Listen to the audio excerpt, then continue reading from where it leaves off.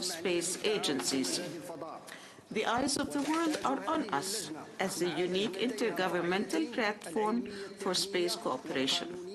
This committee, with its scientific and technical and legal subcommittees, needs to demonstrate its ability to meet rising challenges and seize new opportunities. A rapid expansion of space activities and space actors with an increasing number of objects in orbit and emerging technologies all require us to advance our work progressively. This committee has a crucial role to ensure that the exploration and use of outer space for peaceful purposes can continue to flourish, bringing benefits to all member states. Distinguished delegates, the deliberations at the commencement of the 79th session of the General Assembly in 2024 have reaffirmed the role of this committee in discussing the establishment of new frameworks for space traffic, space debris, and space resources. We have important work streams in place to deliver on these pertinent matters. The Working Group on Long-Term Sustainability of Outer Space Activities of the Scientific and Technical Subcommittee is at an important juncture in its work. The Working Group will meet during this session to make progress in finalizing its report.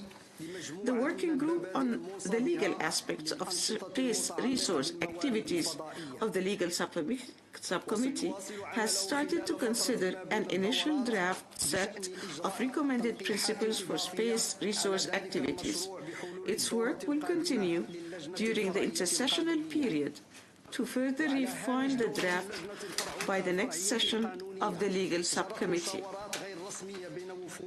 On the sidelines of the Legal Subcommittee session, informal consultations among interested delegations took place on the proposal to establish a study group on the legal and policy aspects of space traffic.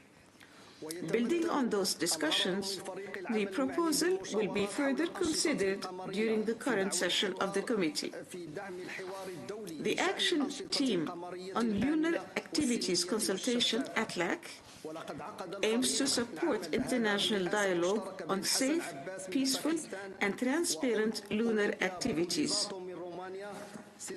Co-chaired by Hassan Abbas of Pakistan and Ulpia Botezato of Romania, ATLAC held a series of intersessional meetings to finalize its draft work plan, including an initial list of potential priority topics.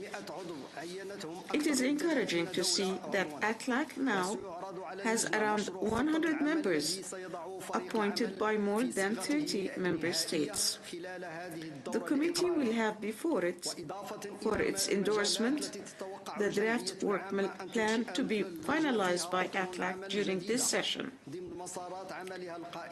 In addition to these areas where the General Assembly expects the committee to establish new frameworks through its work streams in place, the committee is further to consult on the proposal to hold a fourth United Nations Conference on the peaceful exploration and use of outer space, UniSpace 4, in 2027.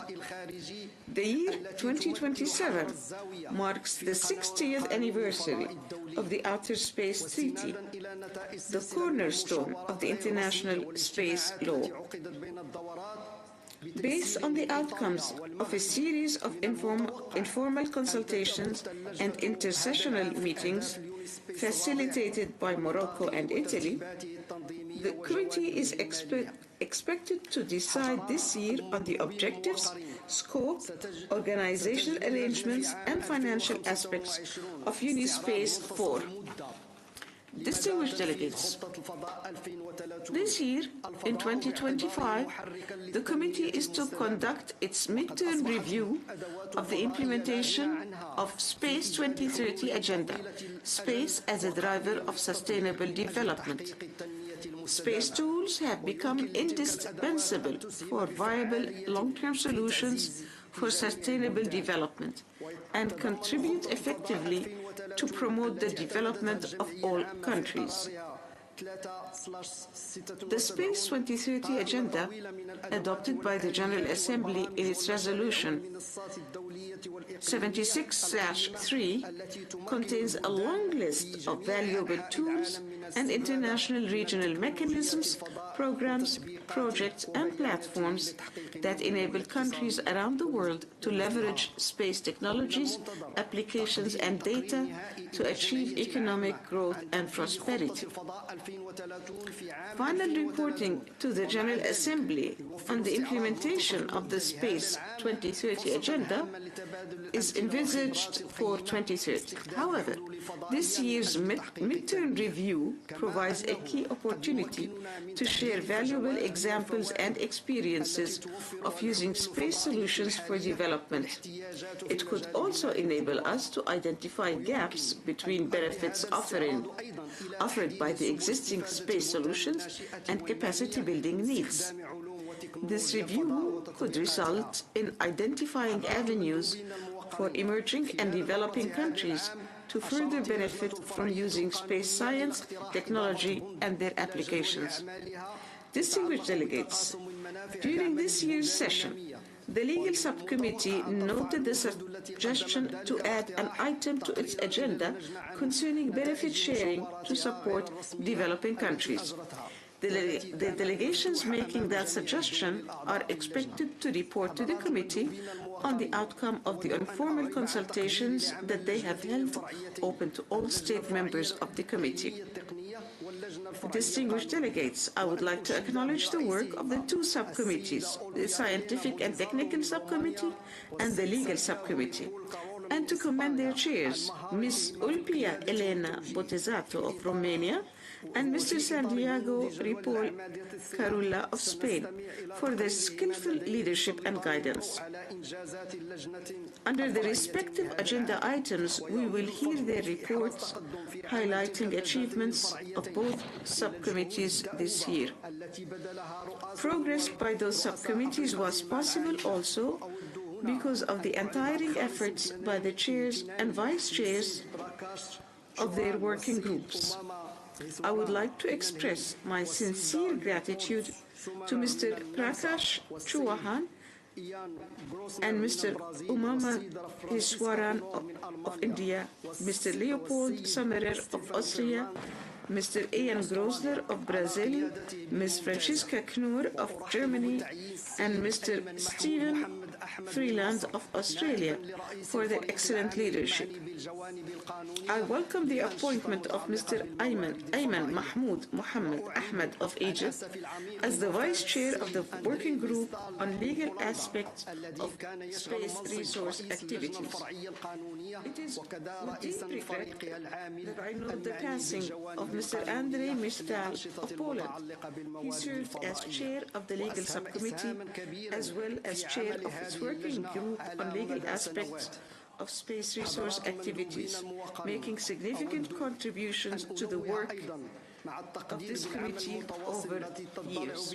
Distinguished delegates, I would also like to note with appreciation the continuing work of the international mechanisms whose establishment was facilitated by this committee, namely the International Committee on Global Navigation Satellite Systems, the Space and Global Health Network, the Space Mission Planning Advisory Group, and the International Asteroid Warning Network.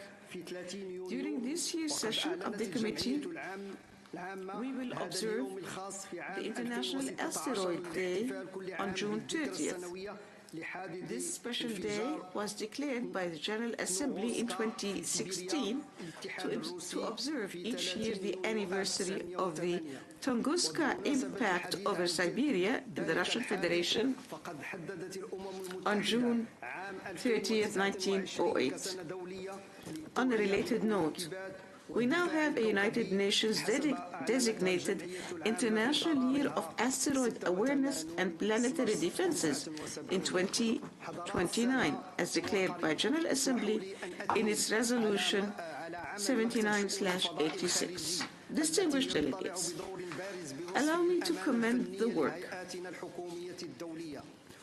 of the Office for Outer Space Activities, which plays a prominent role as the substantive secretariat for our intergovernmental bodies and through its other key work areas.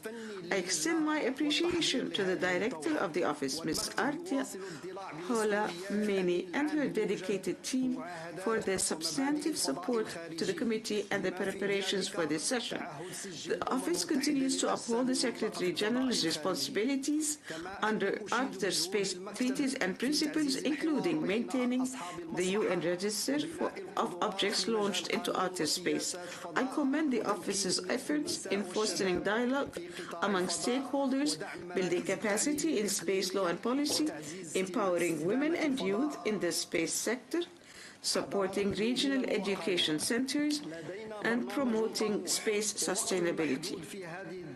Distinguished delegates, we have a demanding program and limited time in this shortened 6-day session, enriched by various side events and exhibitions. Let me take this opportunity to invite you to respect the speaking time so that we can ensure to accommodate deliberations on all substantive agenda items and to have sufficient time to reach agreement on concrete steps to take on the critical issues before us and ultimately to adopt the report by consensus. Under the Moroccan chairmanship, I am committed to work diligently with all delegations within the framework of mutual trust and promotion of multilateralism to bridge differing perspectives through constructive dialogue and to build consensus and reach decisions on Unispace 4, ATLAC, and the midterm review of Space 2030 agenda. I count on your cooperation and look forward to a successful session.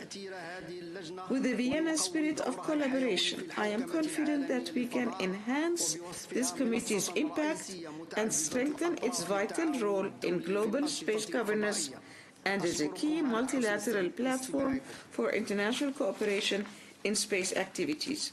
I thank you for your kind attention.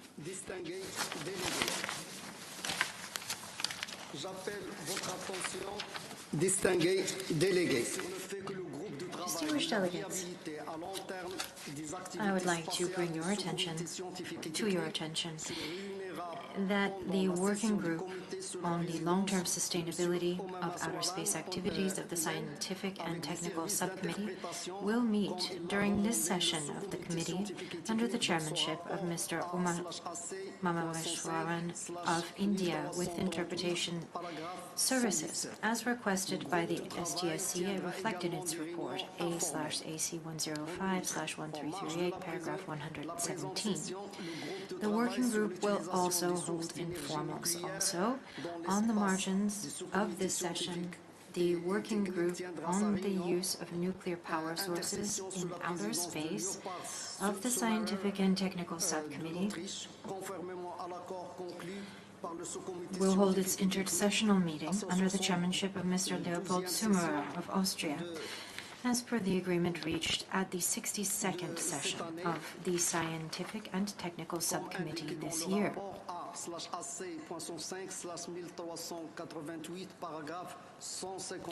As reflected in its report A/AC 105/1388, paragraph 153 and Annex 3, para 11. The working group will also hold informal consultations. The schedule of those informal meetings is available on the webpage of the present session of the committee. établi par le comité en tant The qu'organe action team subsidiaire on lunar tiendra ses activities réunions avec les consultation, services d'interprétation ce aka vendredi ATLAC, 27 juin which was established après-midi, by the committee sous la as direction its de ses subsidiary body, co-présidents, will M. hold its Hassan meetings Abbas, with the benefit Pakistan, of et Mme interpretation on Olpia Friday, Elena Bodhisato 27 de June, Roumanie, under the lead of conformément its à l'accord co-chairs, Mr. Hassan conclu Abbas of Pakistan lors de la and dernière Ms. session du Ulpia Elena sous-comité scientifique et Bodhisato of technique, et Armenia, tel que convenu in lors line de la with the consultation agreement reached informelle during du the most 23 juin recent session 2025. of the Scientific and ATLAC Technical tiendra Subcommittee, également des and, consultations as agreed, informelles. during the informal Le consultations on programme de ces 23 June consultations est disponible 2025. sur la page web ATLAC will de la also hold présente informal session du comité. consultations. The Distingués schedule délégués, of those meetings is conformément à la available on the résolution webpage of the present session of the 32/71 committee. de l'Assemblée générale de 1977, les Pursuant ressources to du General service Assembly de Resolution conférence mises à disposition du 32/71 comité sont mentionnées sur la page web de la présente session. The conference Je vous resources informe made aussi available des to the committee dispositions are indicated exceptionnelles on the adoptées webpage. pour la présente session en of the raison present des mesures session. liées à la crise de liquidité. I would also like to Dans inform le you of the contexte exceptional de la crise de arrangements made for this liquidité, session le in view of the comité a liquidity pris crisis measures as applied to the committee. a pris des dispositions The committee took actions pour on the tenir compte des implementation mesures of touchant liquidity les crisis ressources affectées measures au service de conférence. on Pendant la période Conference Service intercession, il est Resources. décidé de réduire de 2 jours la durée de la session actuelle qui se tiendra du during the 25 intersessional au 2 period. juillet, comme annoncé The dans le committee circulaire decided du to shorten the 27 current mai session by 2 2025. days, Au to be held from 25 June to 2 2025/43. July,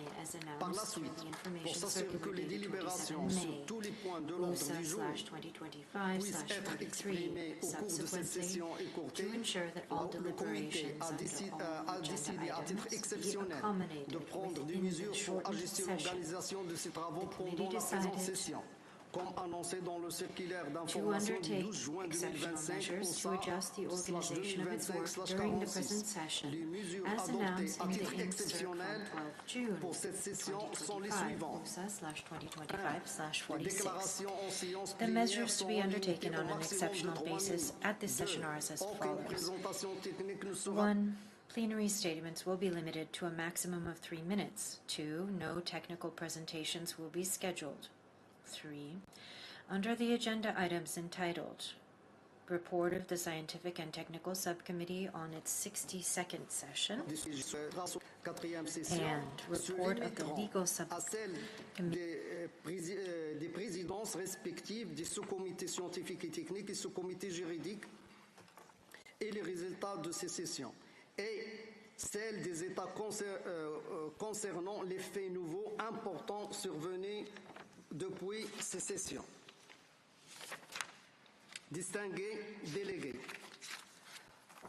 je tiens à vous informer que l'impact qu'aura le raccourcissement de cette session causé par la crise de liquidité sur la préparation des projets de rapport, le session caused by the liquidity crisis. que le On calendrier the preparation of de the draft projet de report, rapport a dû être the considérablement Secretariat avancé en raison des capacités informed limitées me de that the l'unité schedule chargée du of traitement des submission documents. of the draft Certains parties report ayant déjà for été soumises au processing début had de to be semaine, considerably avec un advanced due nombre to limited maximum de capacity mots for très document limité. processing, Les with some capacités de parts traitement have pendant already la session submitted restent earlier this limitées. week, J'appelle and donc aux under délégations substantially à reduced word concerter limits. In concentrer leurs session, déclarations processing sur les capacities faits remain nouveaux, limited. I therefore importants et urge développements delegations majeurs. Compte tenu du court temps to focus their d'interprétation statements disponible, on je important raccourcis updates mes and major explications sur developments. l'organisation des travaux. Un résumé des Also, dispositions given the prises shorter time pour la available présente for session interpretation, I sera am accessible en shortening ligne à compter this de orientation on organizational matters. A summary of information on organizational arrangements made for the present session will be uploaded next to my statement at this session's webpage. Distinguished delegates, let us now begin our consideration of item 4 of the agenda. General exchange of views. In order to enable the committee to commence its consideration of all items of the provisional agenda in a timely and balanced manner, the item entitled General Exchange of Views and Introduction of Reports Submitted on National Activities has been scheduled over a longer period of time during the session, the number of statements to be made under general exchange of views at each meeting may be limited as necessary in order to allow sufficient time for other agenda items to be considered and planned for each meeting. Statements should be strictly limited to 3 minutes in length, as decided by the committee prior to the present session. Please note that the countdown of the minutes will be shown on the screen. And once the 3 minutes has passed, the speaker will also hear a signal indicating the end of your allocated time.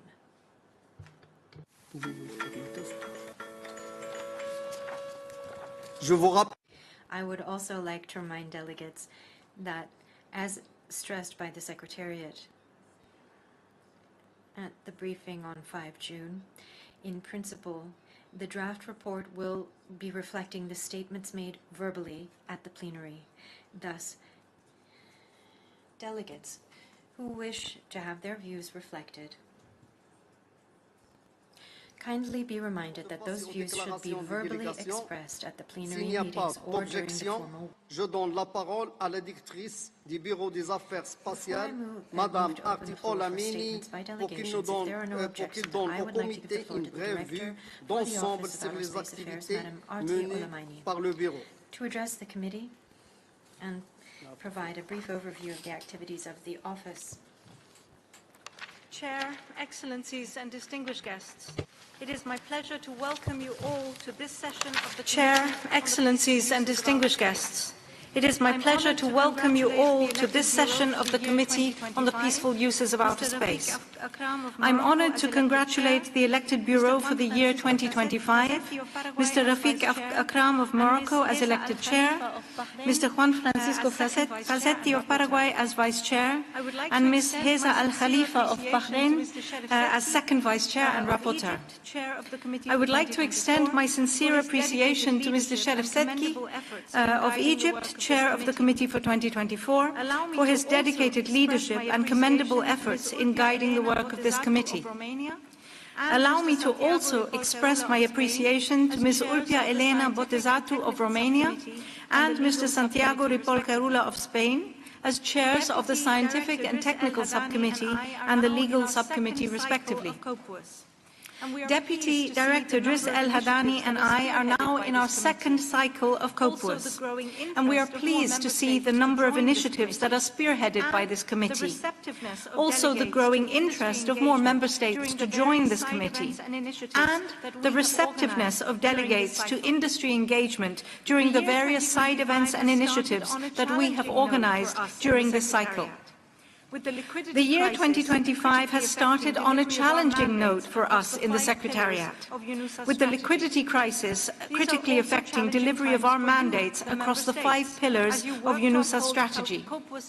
These are also challenging times for you, the Member States, as you work to uphold COPUOS's vital role and mandate under the constraints represented by a reduced committee session.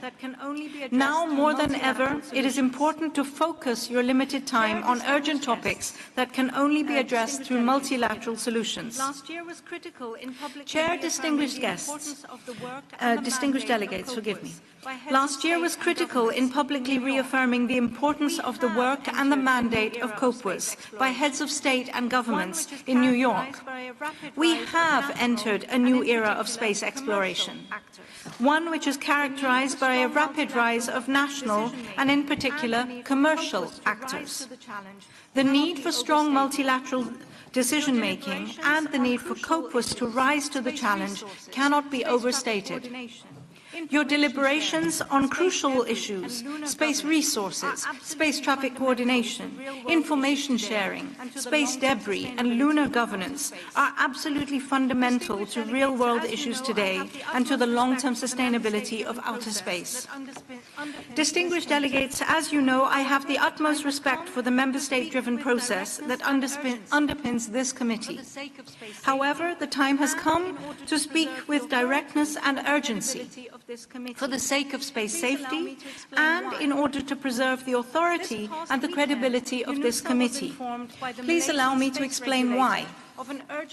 This past weekend, UNUSA was informed by the Malaysian space regulator of an urgent conjunction warning involving a Malaysian satellite and another satellite operated by the Democratic People's Republic of Korea, DPRK, with a potential collision predicted within 24 hours.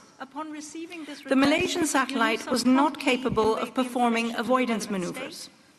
Upon receiving this request, UNUSA promptly conveyed the information to the relevant state, and to help assess the situation, we also engaged flight dynamics experts from the Space Data Association and the space situational awareness provider, the Digantar. These partners assisted in verifying the data and advising on risk mitigation, demonstrating the extreme importance of international coordination in ensuring the safety and sustainability of space activities. They advised Malaysia to alter the attitude of the satellite in order to minimize collision risk.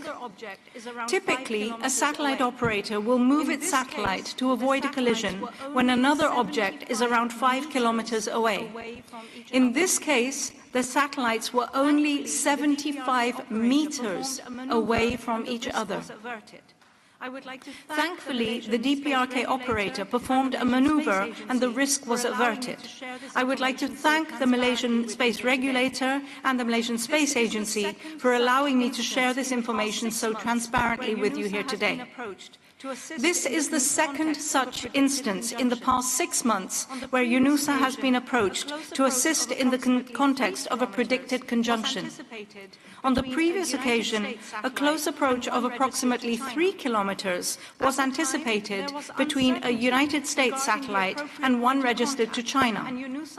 At the time, there was uncertainty regarding the appropriate point of contact, and UNUSA was able to facilitate constructive engagement with our Chinese counterparts so as to avoid a collision.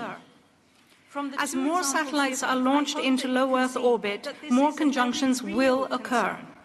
From the 2 examples given, I hope that you can see that this is a very real concern. But, distinguished delegates, UNUSA is not a hotline for space traffic coordination. This is a responsibility that this committee must assume. We urgently need an international committee for space traffic coordination. Therefore, I would like to commend and thank the United Arab Emirates for their initiative in bringing forward a proposal for space traffic coordination. And I encourage Member States to please consider this with the urgency and the attention it deserves. Distinguished delegates, as urgent as space traffic coordination is today, and as late as we may be on several of these issues, we are not yet coordinating lunar activities, even though that need is already emerging as well. With these examples, I hope you feel encouraged to consider concrete outcomes for a potential Unispace 4 conference. UNUSA is here to support you, the Member States, in these critical deliberations towards achieving tangible outcomes. We are committed to delivering on our key Secretariat mandates and in supporting deliberations in this committee and its subsidiary bodies. As Executive Secretariat to the International Committee on Global Navigation Satellite Systems, and to the Space Mission Planning Advisory Group, and in leading coordination of UN entities through UN Space, as well as supporting the International Asteroid Warning Network and the Space and Global Health Network. All of these platforms have continued to deliver results and drive international cooperation over the last year. Allow me to provide you with some further highlights of the work of UNUSA. Following the first ever United Nations Space Bridge Roundtable in New York last October, we organized the United Nations Space Sustainability Days, intended specifically for you, COPUOS delegates, here in the home of space diplomacy, just ahead of the session of the Scientific and Technical Subcommittee. Our goal was to enhance your knowledge and understanding of the practical realities associated with space traffic coordination and on-orbit servicing through simulation exercises that highlighted practical considerations that arise when debris is created and close encounters between space objects occur. To advance on these important matters, UNUSA is finalizing its space sustainability program to support LTS guideline implementation, to strengthen space traffic coordination around the world, to explore regulatory and financial aspects of space debris removal, and broaden stakeholder engagement. In maintaining the United Nations Register of Objects launched into outer space, we received 2,437 registrations in 2024, another record number. We convened the second meeting of national focal points on registration, the inputs of which will contribute to developing a toolkit on registration practices in the third quarter of this year that can empower nations to establish national registration frameworks. The capacity building workshop, jointly organized by UNUSA and the ITU earlier this month, looked at the life cycle of a satellite, from an ITU filing to registration with UNUSA, which benefited both the Vienna and the Geneva communities. I would also like to inform you that the updated treaty booklet, International Space Law, United Nations Instruments, is currently being prepared in all UN official languages. For over 2 decades, this series has served as a valuable reference for policymakers, legal experts, technical specialists, and scholars alike. This work is also part of our broader capacity-building efforts in international space law, offering a platform for the exchange of legal insights and best practices.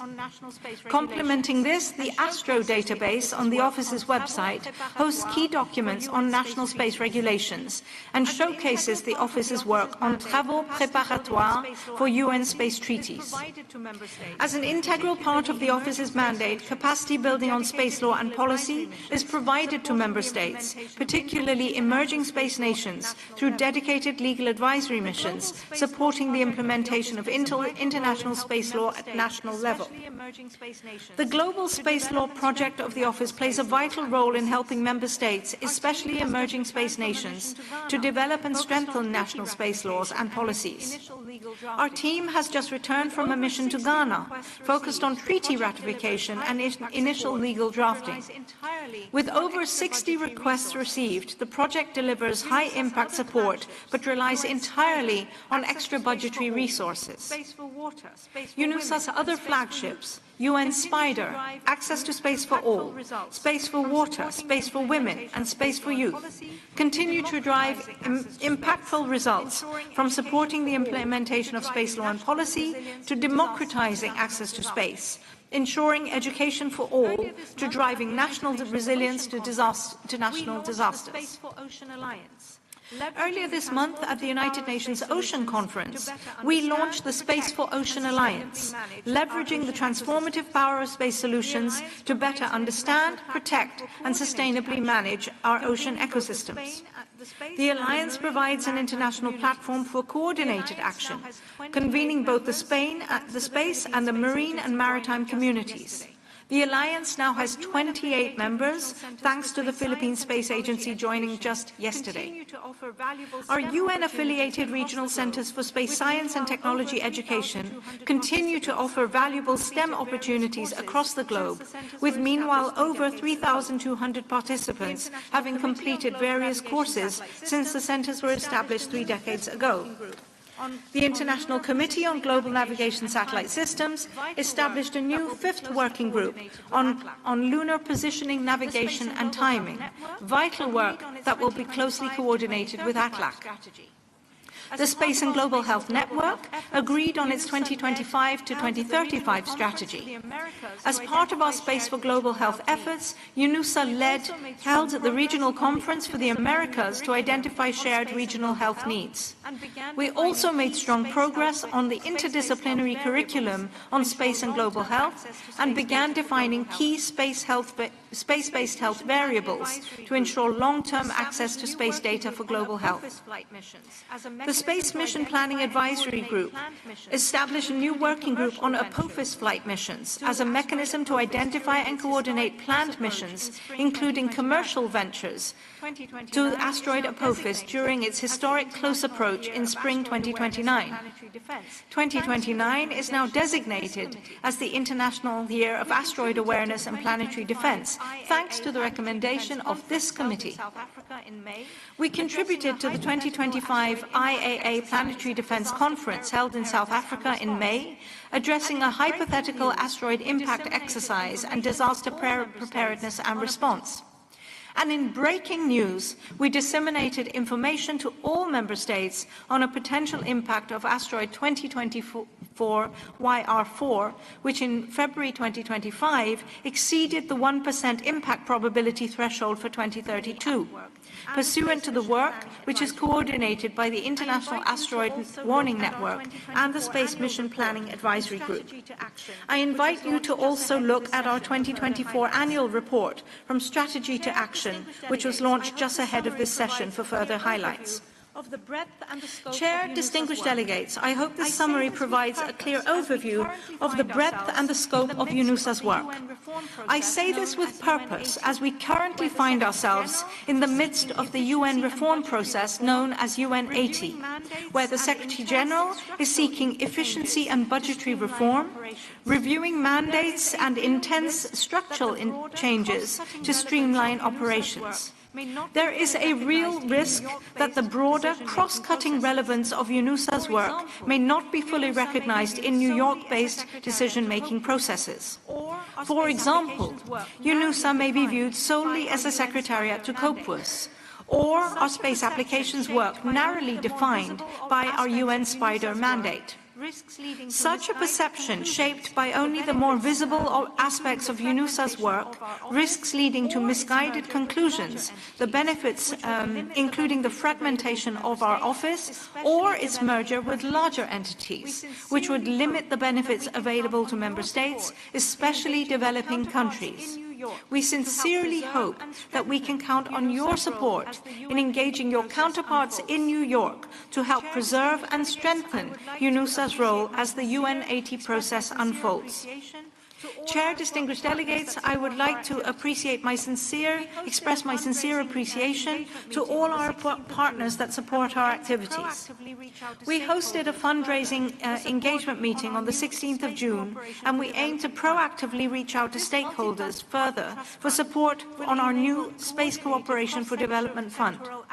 This multi-partner trust fund will enable coordinated cross-sectoral action across the UN system and with external partners, including governments, non-governmental, as well as private sector actors, ensuring that space-based solutions are inclusive, impactful, and future-proof. The establishment of this fund is an important milestone for us, and it coincides with the midterm review of the Space 2030 agenda in 2025, where partnerships play an integral role. We invite you, Member States, to engage with us and help us to grow the Multi-Partner Trust Fund so that we can better support you. For a more detailed presentation about the fund and how you can engage, I invite you to join us on Monday the 30th of June from 9 to 9:50 in the press room. Looking ahead, the 2025 Space Law Conference, taking place in hybrid format from the 19th to the 20th November here in Vienna, will focus on the life cycle of space debris and look at how states and operators are translating space debris mitigation and long-term sustainability guidelines into national frameworks, and how emerging operations such as active debris removal, on-orbit servicing, and satellite transfer give rise to interlinked legal challenges. A day before the Space Law Conference and following last year's successful conference on sustainable lunar activities, we plan to host a opportunity for commercial lunar operators to be informed of the work of ATLAC, of their work plan, and also to raise awareness on their planned activities. We hope that this will help member states better understand the role of commercial companies and the current state of activities. We hope that this will help member states better understand the role of commercial companies and the current state of lunar missions, and that it will help inform related policy discussions in ACLAC. In December, from the 9th to 11th, here in Vienna, the UN SKAO workshop on dark and quiet skies for science and society will highlight efforts by astronomers, satellite operators and manufacturers to reduce satellite impact on astronomical observations. It will also address legal and regulatory aspects, bringing together experts, industry stakeholders and the diplomatic community contributing to COPUOS discussions. These are just some highlights, and I invite you to follow our channels for information on the upcoming events. Regarding Unispace 4, I wish to emphasize that we are presented with a window of opportunity. As you deliberate on this topic, I encourage you to consider Unispace 4 not merely as an event, but as a milestone to work towards and deliver mechanisms and solutions that the space community and the developing world urgently need.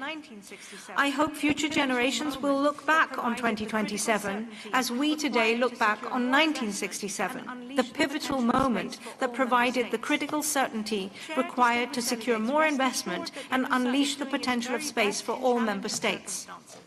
Chair, distinguished delegates, rest assured that UNUSA is doing its very best in challenging circumstances. During this committee's meeting, we will also have several key topical side events. This week, starting today, on international cooperation and coordination towards sustainable space activities, co-organized with Japan. Secondly, on unlocking regional potential through Earth observation, a workshop on the Earth observation initiative, co-sponsored by Singapore. Third, celebrating African space development towards a sustainable and inclusive global space sector, co-organized with Morocco. And fourth, space traffic coordination from a constellation perspective, where, for the first time, we will have satellite operators from the United States, China, and the European Union discussing their priorities and needs.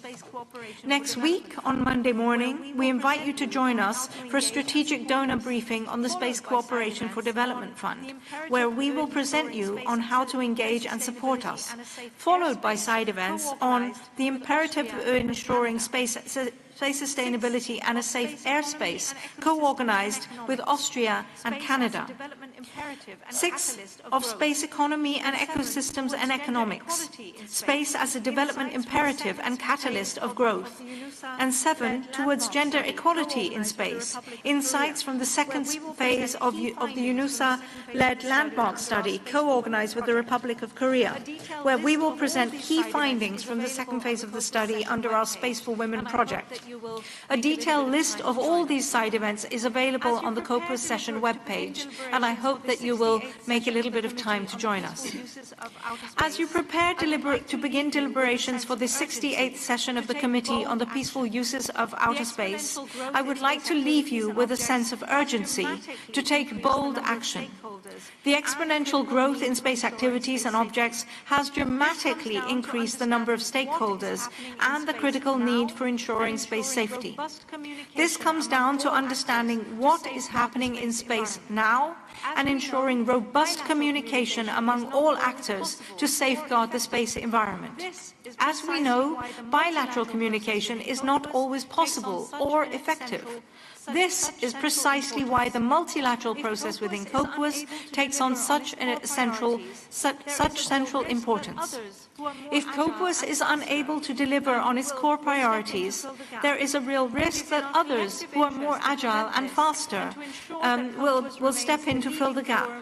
It is in our collective interest to prevent this and to ensure that COPUOS remains the leading forum for space governance. Chair, distinguished delegates, thank you for allowing me to take so much of your time. I apologize. I would, however, like to end on a high note, showcasing how we are concretely supporting developing nations and small island developing states, in particular with digital twins, which demonstrates the power of space, artificial intelligence, and UNUSA's innovative partnerships with companies like Space Data Inc. from Japan. My thanks to Her Excellency Ambassador Matilda Osei Agiman from Ghana for supporting us in the preparation of our recent agreement with the Commonwealth Secretariat to support the Commonwealth family of nations with such technologies. Could we please show the video? Climate change is affecting all of us. But what if we could see into the future and predict Climate change is affecting all of us. But what if we could see into the future and predict the impacts of disasters, rising sea levels, flooding, and eroding coastlines? This could help us prepare for any eventuality before it happens to protect homes and save lives. Now, with a little help from space, artificial intelligence is being used with Earth observation imagery and innovative partnerships to create digital twins of entire cities and countries. This can help governments plan smarter, act faster, and build stronger to preserve life and land in the future. Only a few years ago, this would have taken dozens of man-hours and costly aerial surveillance flights. Now it can be done in a fraction of the time and at a fraction of the cost. Let's take Ghana as an example. The UN Office for Outer Space Affairs, UNOSA, has worked in close collaboration with the Commonwealth, Space Data Inc., Maxa Technologies, and the Universities of Bonn and Tokyo to make a digital twin of Accra, Ghana's capital. This helps us understand the impact of flooding at any time between a 1 meter to a 10-meter water level rise. This means we can pinpoint which streets and buildings are most at risk, to build flood walls and coastal defenses, to adapt national disaster management strategies, and to assist emergency services. UNOSA brings advanced space tools down to earth to those who need them most, turning science into safety for vulnerable communities. Together, and in partnership with UNOSA, we can scale solutions, tackle national challenges, and build a more resilient future for all. Thank you. It is our hope that we will bring such solutions to many more of the COPUOS members. Thank you. It is our hope that we will bring such solutions to many more of the COPUOS members and also developing nations in particular. Thank you very much for your attention, and I wish you a productive, cooperative and impactful session. Je remercie Madame. I thank Ms. Malamaini for her statement on behalf of the office. Distinguished delegates, we have a dense agenda before us. I would like to appeal to all of you to proceed in a constructive and cooperative manner. I would once again like to remind delegations that the statements should be strictly limited to 3 minutes. Please also note that, as per practice, for all agenda items, representatives of groups of states deliver the statements first, followed by representatives of the member states, and then the floor is given to representatives of observer organizations.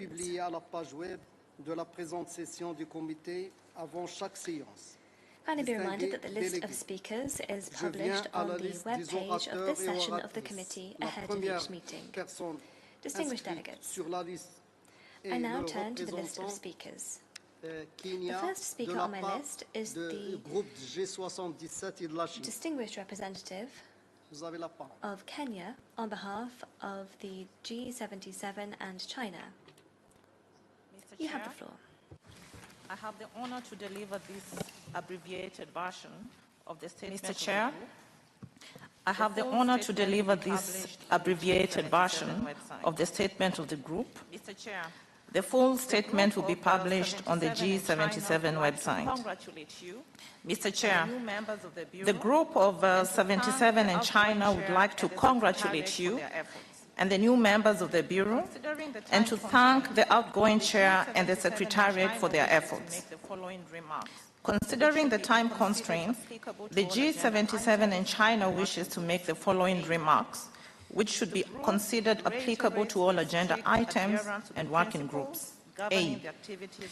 The group reiterates its strict adherence to the principles governing the activities of the states in the exploration and use of outer space, including those in the Outer Space Treaty and as outlined in the relevant UN resolutions. The group is of the view that all outer space activities, including mega constellations and their related operations, should fully respect the international law, including the UN Charter. B, the group underscores the imperative of fully implementing the Declaration on International Cooperation in the exploration and use of outer space for the benefit and in the interest of all states, taking into account the needs of developing countries. Mr. Chair, in this regard, it is crucial that developing countries are not left behind or unfairly disadvantaged by exploration, exploitation, and peaceful uses of outer space. Consequently, space technology applications must translate into concrete benefits for developing countries, including transfer of technology on favorable terms and capacity building. Mr. Chair, the group welcomes the ongoing consultations on the proposal to hold the Unispace 4 in 2027 and underscores that it must be action-oriented and an opportunity to consolidate the interests of developing countries to ensure that the use and exploration of outer space is carried out exclusively for peaceful purposes for the benefit of all countries, regardless of their degree of scientific and economic development, and in accordance with the Outer Space Treaty and applicable international law.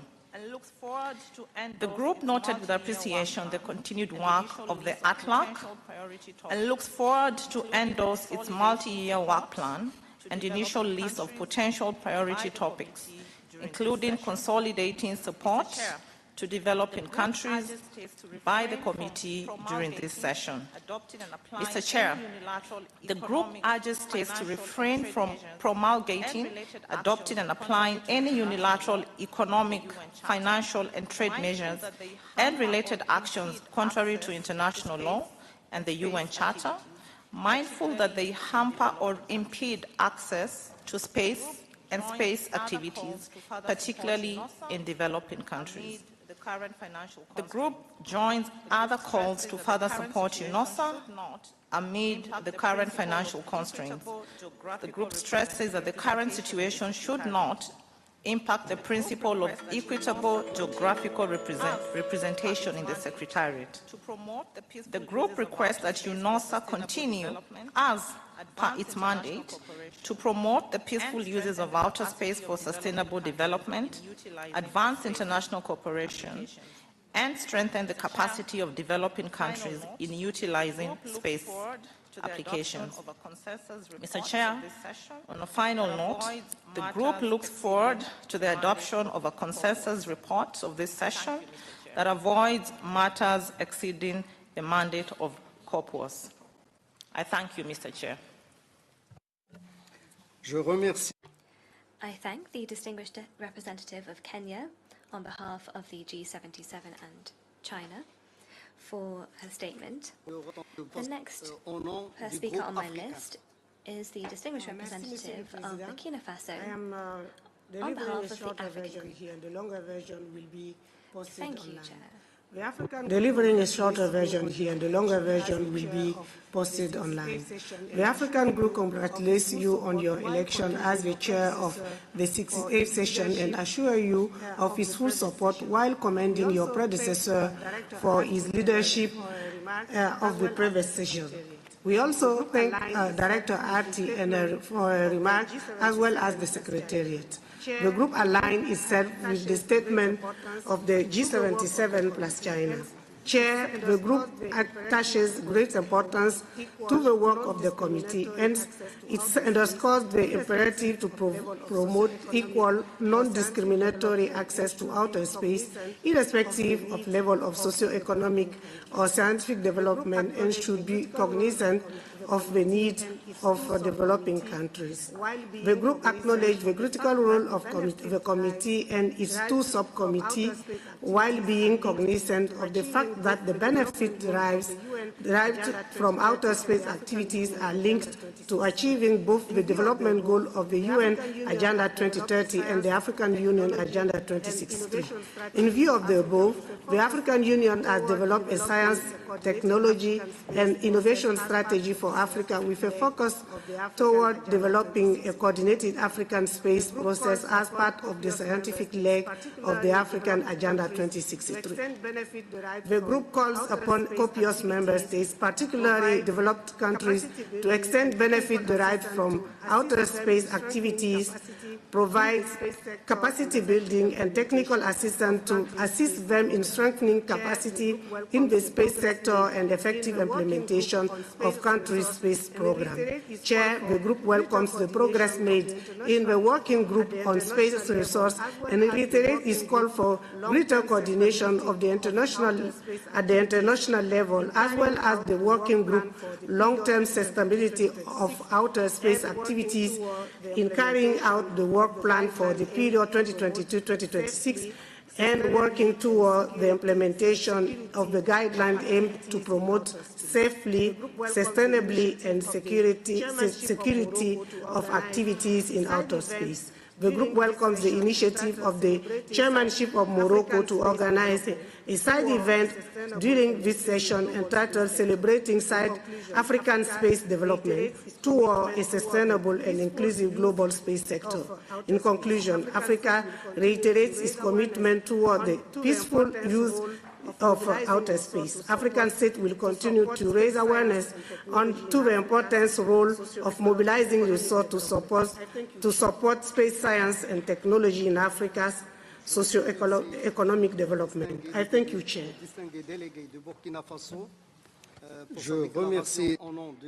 I thank the distinguished representative of Burkina Faso for her statement on behalf of the African group. The next speaker on my list is the distinguished representative of the Latin American and the Caribbean group. That is on behalf of el Grupo de América Latina y el Caribe lo felicita por su elección como presidente y le expresa su pleno respaldo. El Grupo de América, asimismo, el GRULAC extiende su reconocimiento a la Secretaría congratulates you on your election as chair, and we express our full support to you. Likewise, the GRULAC would like to extend its gratitude to the Secretariat and the Director of UNUSA for preparing this session and the efforts undertaken to fulfill its mandate despite the serious budgetary limitations. The group welcomes the new member states to the committee and welcomes the candidacies put forward, especially that of Honduras, a member of our regional group. Chair, GRULAC reiterates its commitment to the principles of the Outer Space Treaty. The group emphasizes that the use and exploration of outer space needs to be purely for peaceful purposes and the benefit and interest of all countries and in line with international law. Likewise, we reiterate the importance of preventing an arms race and the placement of weapons of any kind in outer space. GRULAC urges states to step up efforts to ensure that all states can participate in the benefits derived from space activities, bearing in mind that outer space is an area outside of national jurisdiction and that its peaceful use should contribute to socio-economic development for all nations. That's why we emphasize that training, technical assistance and technology transfer are key for promoting greater participation among developing countries. The group emphasizes how important it is for UNUSA to have sufficient funding, including voluntary contributions, through clear and transparent mechanisms that will help to ensure that capacity can be built, particularly among developing countries. The group emphasizes the value of the UN SPIDER program and believes that it is important to establish a regional office in Latin America, which will bolster regional capacities in handling emergencies and disaster risk reduction. Chair, GRULAC expresses its concern in the context of the problem of space debris and emphasizes the importance of strengthening responsible standards of behavior in outer space. The group believes that it's relevant to develop governance of outer space and emphasizes that any normative framework needs to be inclusive, transparent, and reflect the interests and needs of all states. Likewise, GRULAC recognizes the work of ATLAG, and we hope that this session will see the approval of its plan and priority areas of work. work. The group recognises the possible holding of Unispace 4 in 2027, bearing in mind that it represents an opportunity to strengthen international cooperation for the benefit of all countries, particularly developing countries. Chair, RULAC reiterates its willingness to work constructively to make progress in the exploration and peaceful use of outer space for the benefit of present and future generations. A longer version of this statement is available on the webpage of the session. Thank you very much. Je remercie des Caraïbes. La personne suivante inscrite sur la liste est le représentant de l'Union européenne. Vous avez la parole. Chair, I have the honor to speak on behalf of the European Union. The following countries align themselves with this statement. Chair, I have the honor to speak on behalf of the European Union. The following countries aligned themselves with this statement: Albania, Bosnia and Herzegovina, Republic of Moldova, Montenegro, North Macedonia, Norway and Ukraine. We would like to assure you, Chair, of our full cooperation and thank UNOSA and its Director Holla Maini for their excellent work and leadership. COPUOS and its subcommittees remain unique platforms for international cooperation in the peaceful uses of outer space and for the development of international space law, norms, guidelines and best practices. The UN Pact for the Future recognized the need for urgent action to ensure the safe and sustainable use of space for the benefit of all humankind. World leaders reaffirmed the Outer Space Treaty as the cornerstone of the international legal regime and decided to discuss new frameworks for space traffic, space debris and space resources activities through COPUOS and involve stakeholders. They also encouraged to consult on holding the 4th Unispace Conference in 2027. The EU supports convening Unispace 4 in Vienna and stresses the importance of UNOSA having the necessary resources. Essential reforms are urgently required to address the growing gap between UNOSA's expanding mandates and its limited resources. Chair, the EU and its member states remain committed to the Sustainable Development Goals and Space 2030 agenda. The EU capacity building and other activities under the EU Global Gateway strategy play a crucial role in reducing vulnerabilities to natural disasters and supporting climate adaptation, food security and environmental protection in third countries. The EU space programme continues to focus on Earth observation, satellite navigation, connectivity, space research and innovation. Galileo, EGNOS and Copernicus benefit millions of users, not only within the EU, but also in third countries. And the IRIS² satellite constellation aims to provide secure telecommunication services. Space traffic and space debris mitigation remain key issues for COPUOS.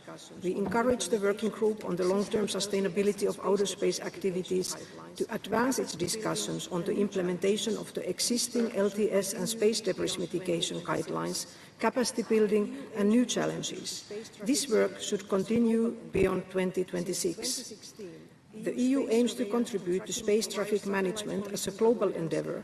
Since 2016, EU space surveillance and tracking provides satellite collision avoidance and re-entry prediction services and is now open to non-European users. The EU takes note of the proposals to establish a space situational awareness expert group and a study group on legal and policy aspects of space traffic and welcomes further discussions on their role and mandate with a view to taking a decision at the present session. We also welcome the progress made by the Action Team on Lunar Activities consultation and support its work programme. Chair, finally, the EU remains gravely concerned about the current international context affecting multilateral cooperation. We call on all parties to fully comply with their obligations under international law, including international humanitarian law, in all circumstances.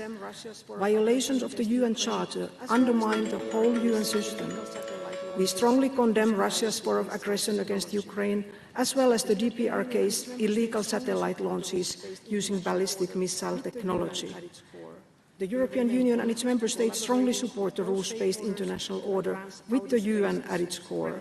We remain committed to collaborating with all stakeholders to advance outer space issues relevant to COPUOS. I thank you, Chair. Je remercie sur la liste et I son thank the Excellence le distinguished ministre representative of the European Union. Kiyoshi The following speaker on my list is Thank you, His Mr. Chair. Minister Chair, Minoru distinguished guests, Tsuchi it of is Japan. indeed a You have great the pleasure floor. to be able to... Thank you, Mr. Chair. Chair, distinguished guests, it is indeed a great pleasure to be able to attend this session and address you today as Japan's Minister of State for Space Policy at the 68th session of the UN Committee on the Peaceful Uses of Outer Space. Chair, for all nations aiming at the long-term sustainable use of outer space, the recent increase in space debris presents a shared challenge. Japan has long recognized this challenge and continues to take concrete steps to address it through our domestic laws and guidelines on space debris. After Space Activities Act was passed in 2016, Japan implemented guidelines on licensing on-orbit servicing in 2021 to ensure transparency for on-orbit servicing. In February 2025, Japan formulated new guidelines on collision avoidance with satellites, which set national standards to prevent close approaches and collisions during orbital operations. To further support space sustainability, the government of Japan has backed domestic companies developing debris mitigation and remediation technologies. A notable example is the pioneering initiative known as the Commercial Removal of Debris Demonstration, jointly carried out by JAXA and the Japanese startup Astroscale. The first phase of this project successfully demonstrated rendezvous and proximity operations last year, including acquiring images of the target space debris from within 15 meters. The second phase is expected to demonstrate active debris removal, ADR in short, in 2027. Japan is committed to conducting on-orbit servicing, including ADR, in a safe and transparent manner under our domestic guidelines. Chair, we are also engaging with the international community. Japan is proud to support capacity-building initiatives such as the Space Law for New Actors project, in collaboration with the United Nations Office for Outer Space Affairs, UNUSA, and the National Space Law Initiative, NSLI, under the Asia-Pacific Regional Space Agency Forum, EPRSAF.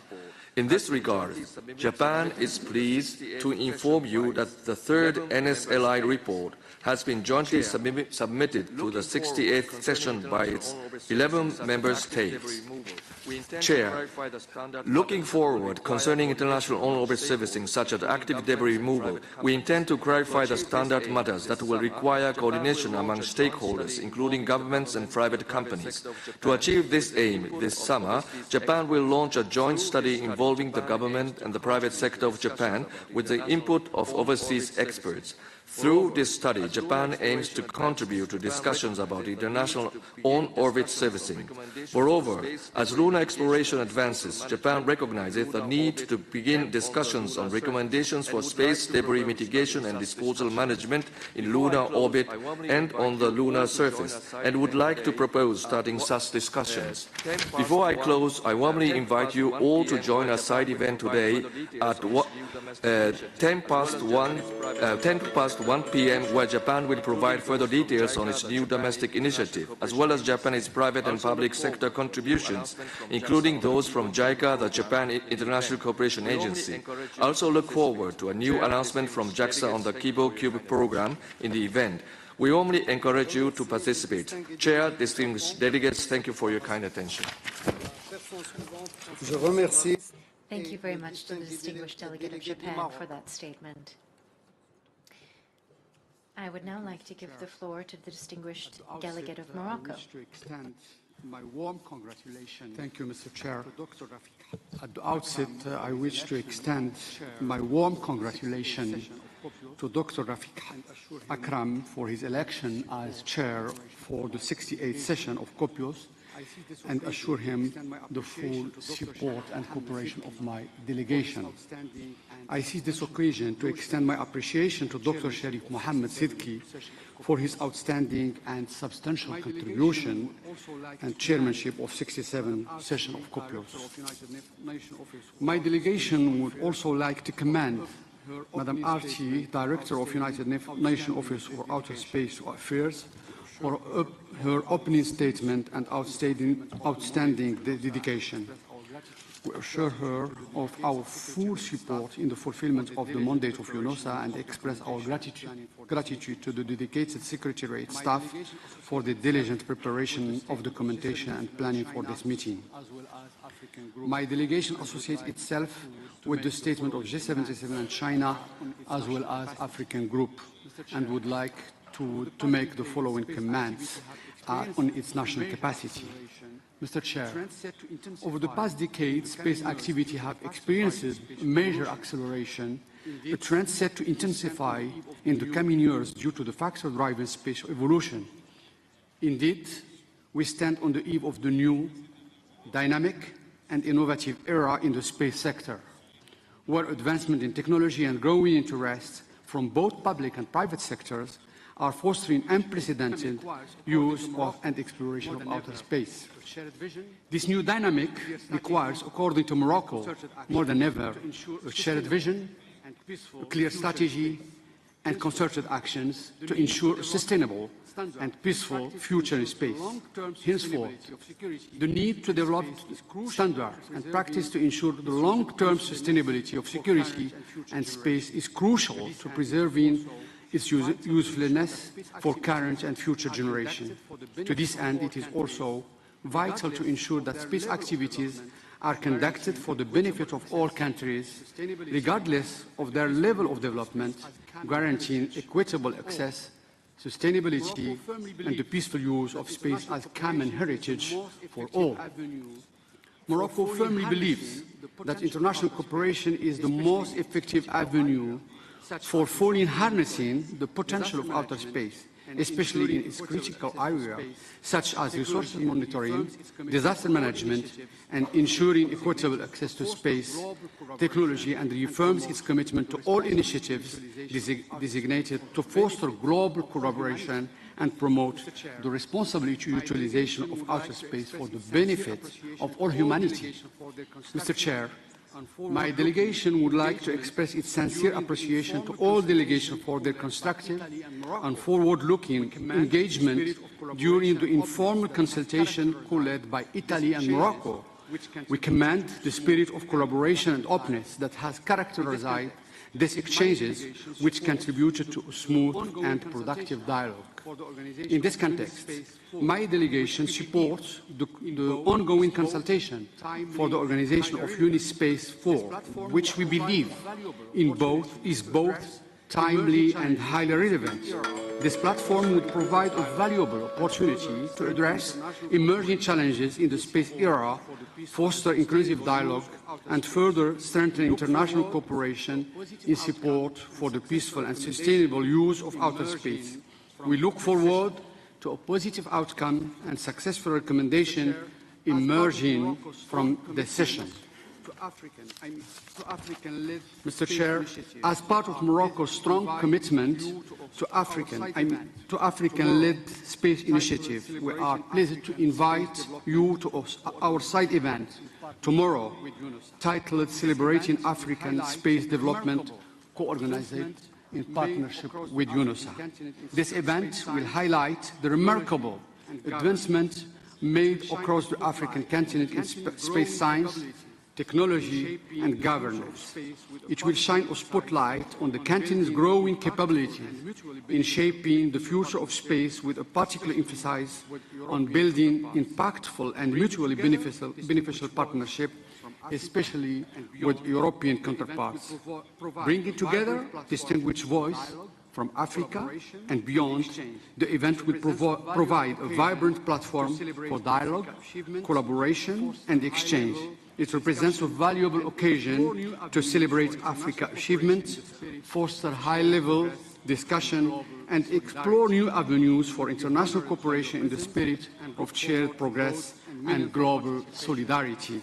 We would be honored by your presence and look forward to broad and meaningful participation in this important gathering.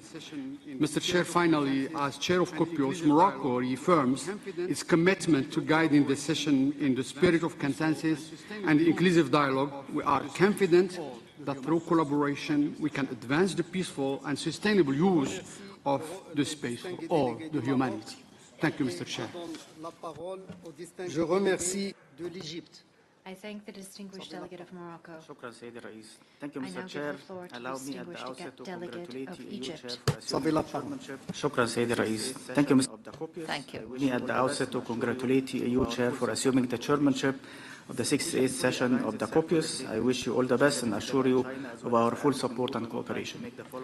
Egypt fully aligns itself with the statements of the G77 and China as well as the African group and would like to make the following remarks in its national capacity. Egypt, through the Egyptian Space Agency, made several important strides recently. Egypt launched Earth observation satellites last year, which supports the implementation of SDGs not only in Egypt but also in the African continent. And Egypt is currently planning for its first lunar mission in collaboration with Bahrain and China as part of Chang'e E7 mission. Egypt will be the first African country to be part of this important milestone. Since 2022, the Egyptian Space Agency is coordinating the African Development Satellite Project that gathers teams from Kenya, Uganda, Ghana, Sudan, and Nigeria to develop a hyperspectral nanosatellite with the ability to monitor the effect of climate change in Africa, which will be launched in the first quarter of 2026. Most notably, the inauguration of the African Space Agency in Cairo this year is an important milestone for Africa that will further consolidate our efforts to realize the goals of the African Union Agenda 2063. Egypt also played a pivotal role in providing capacity-building programs and training sessions for the African countries through the Africa Training Program hosted by the Egyptian Space Agency. This included training of 71 experts from 34 African countries, in addition to manufacturing the remote survey cameras in partnership with Kenya and Uganda. And also at the local level, Egypt was focused to enhance the interaction between public and private sector. The Egyptian Space Agency recently established a technology zone that private sector can use as a facility in Egypt to expand the space capacities. Sir Chair, Egypt would like to highlight the following points which applies to this agenda item as well as other agenda items of this committee. First, Egypt believes that any endeavor to explore and utilize outer space must adhere to the principles of the Outer Space Treaty, which include the principles of non-appropriation, benefit sharing, and equitable access to space activities and benefits. This principle should drive our discussion on emerging issues, including the long-term sustainability of outer space, as well as the utilization of space resources and the space traffic management. Second, we reiterate that any regulation of outer space should aim at improving the outer space environment for the use of all states and should not in any way limit the full utilization of outer space activities and application by any other state. Third, the sustainable use of outer space should place a special emphasis on capacity-building activities to bridge the huge divide between developed and developing countries in this domain and address the growing need to secure sufficient resources to this end. We also underscore the continued relevance of Space 2030 Agenda and its implementation plan, and we call for an extension of its review. Fourth, there is also a need to define and agree on possible emerging applications and efforts in utilization of space resources, particularly for the benefit of developing space-faring nations, and while safeguarding their equal rights to benefit from space and its resources. Accordingly, there is a need to establish innovative framework to consolidate the principle of benefit sharing in outer space. Egypt joins other developing countries to support the endeavors to arrive at a consensual and flexible international cooperation framework that incorporates different forms of technical assistance and technology transfer to developing countries as part of the deliverables of Unispace 4. Six, Egypt reaffirms its firm stance on the importance of restricting the use of outer space for peaceful purposes and preventing placement of any weapons in outer space. 7, Egypt supports the UNOSA flagship Space for Women program, and we stress the need to adhere to the vision of this program and avoid the possible controversial and non-consensual terms that contravene the specific nature and vision of the program. is Egypt reiterates that any discussion on the future role as well as the methods of work of the committee should be in accordance to the rules of procedure of the UN General Assembly and the governmental nature of this committee. I thank you, Mr. Chair. I thank the distinguished delegate of Egypt for that statement. I now give the floor Chair, let me join other delegations and congratulate you on your chairmanship. As always, you can count upon the Chair, let me join other delegations and congratulate you on your chairmanship. As always, you can count upon the support of our delegation. We are also grateful to Director Ms. Arti Hollamani for her insightful remarks, which shed light on the important and challenging task of the office, which we all need to support. Chair, Turkey, as one of the few countries that have ratified all 5 UN treaties on outer space, believes in and is a firm supporter of the peaceful use of outer space. This is in line with our commitment to maintaining a safe, secure and sustainable outer space environment for the benefit of all. In this regard, we value the Space 2030 agenda within the framework of the UN SDGs and remain dedicated to supporting its implementation. Chair, COPUOS and its subcommittees as the main platforms for the discussions on peaceful use of outer space and development of international law in this field play a pivotal role in regulating and managing outer space activities. Regarding discussions on potential legal models, that the authorized body is the COPUOS that takes its decisions by consensus.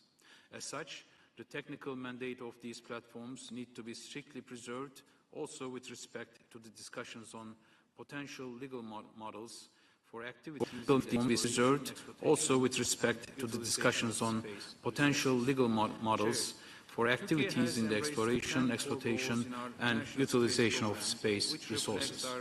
Chair, Turkey has embraced the 10 core goals in our national space program, which reflects our commitment to advancing space exploration, science and technology. Additionally, work is ongoing to establish a comprehensive national space legislation, which will further strengthen our regulatory framework in space activities. In recent years, Turkey has made strong progress in space exploration with important achievements such as sending our first astronaut on a scientific mission to the International Space Station and successfully launching Turksat 6A, our first fully national communication satellite. This success highlights Turkey's growing abilities and ambition in space, supported also by special-purpose satellites developed by 3 private Turkish companies. Together, these efforts show the strength and motivation of our national space program. Chair, Turkey remains strongly committed to international cooperation in the field of space. We actively engage with a wide range of global and regional organizations, including the United Nations, EuroSea, the Organization of Turkic States, APSCO, APRSAF, the IAF, and the ICG.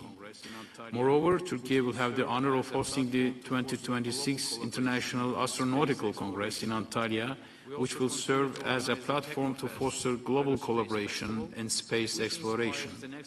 We also continue to organize the Technofest Aerospace Festival, which inspires the next generation of aerospace professionals and encourages international participation. Turkey is committed to advancing the peaceful, secure and sustainable use of outer space in line with the objectives of the Space 2030 agenda and will continue to work together with the international community to ensure that outer space remains accessible and beneficial for future generations. I thank you. I thank the distinguished delegate of Turkey and now give the floor to the distinguished delegate of Slovakia. Mr. Chair, Excellencies, distinguished delegates. Mr. Chair, Excellencies, distinguished delegates. First, allow me to extend my gratitude to Director of the United Nations Office for Outer Space Affairs, Mrs. Arti Hollamani, and her dedicated team for their support and excellent organization of this meeting. Mr. Chair, Slovak Republic would like to thank you for leading these discussions and assure you of our full support. For decades, the Committee on Peaceful Uses of Outer Space has served as a foundation of international cooperation in outer space, providing a unique multilateral platform where all nations can come together to ensure that the exploration and use of outer space are conducted for peaceful purposes and for the benefit of all humankind. In our national capacity, we would like to add the following. During last year, important milestones in the Slovak space policy were reached. In May 24, the Slovak Republic signed the Zero Debris Charter and strengthened its commitment to the long-term sustainability of human activities in space. Building on the success of GRB Alpha launched in 21, the GRB Beta mission was launched in July 24 on the maiden flight of the European Space Agency's Ariane 6. Both missions successfully demonstrated that gamma-ray burst GRB monitoring could be performed efficiently by nanosatellites, complementing large astrophysical missions, and is paving the way for future constellation of GRB monitoring nanosatellites. GRB Beta was developed under the leadership of Slovak Technical University of Košice and is the result of the work of an international team of scientists, Hungary, Czech Republic, Japan and Canada. In November last year, the National Council of the Slovak Republic approved the Act on the Regulation of Space Activities, which entered into force in February 25. This Act governs the conduct of regulated space activities and establishes a national registry of space objects. In December last year, the Slovak government adopted the Slovak Space Strategy. The strategy was prepared due to the need to highlight the strategic importance and relevance of space activities in the Slovak Republic and to outline the vision and goals of their development. As this is a highly cross-cutting area, the document defines the competencies of responsible ministries and informs about the current system of space activities management in the Slovak Republic with a view to their over-ministerial management in the future. The Ministry of Education, Research, Development and Youth organized the Slovak Space Forum in March this year. The event was attended by state secretaries of ministries responsible for space agenda in Slovakia. The aim of this meeting was to intensify interministerial cooperation in the field of space policy. At this event, we could also welcome representatives of academia, the private sector, EUSPA and ESA. Mr. Chair, in conclusion, Slovakia reaffirms its commitment to the peaceful use of outer space, and we look forward to continued collaboration with COPUOS. Thank you for your attention. I thank the distinguished delegate of Slovakia and now give the floor to the distinguished delegate of Italy. Mr. Chair, distinguished delegates, Italy fully aligns with the statement delivered by the EU. I take this opportunity to offer some brief comments in my national capacity. Mr. Chair, allow me to extend my warm congratulations for your appointment to lead this running session of the committee.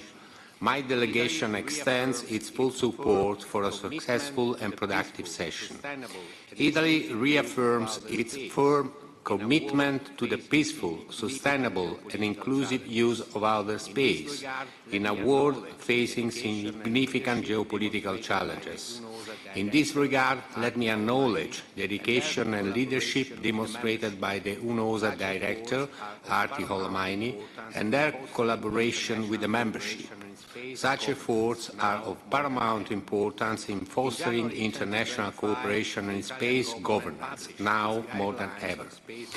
In January 2025, the Italian government published its guidelines on space and aerospace, focusing on expanding scientific knowledge, strengthening industry, creating a regulatory framework, and prioritizing international cooperation.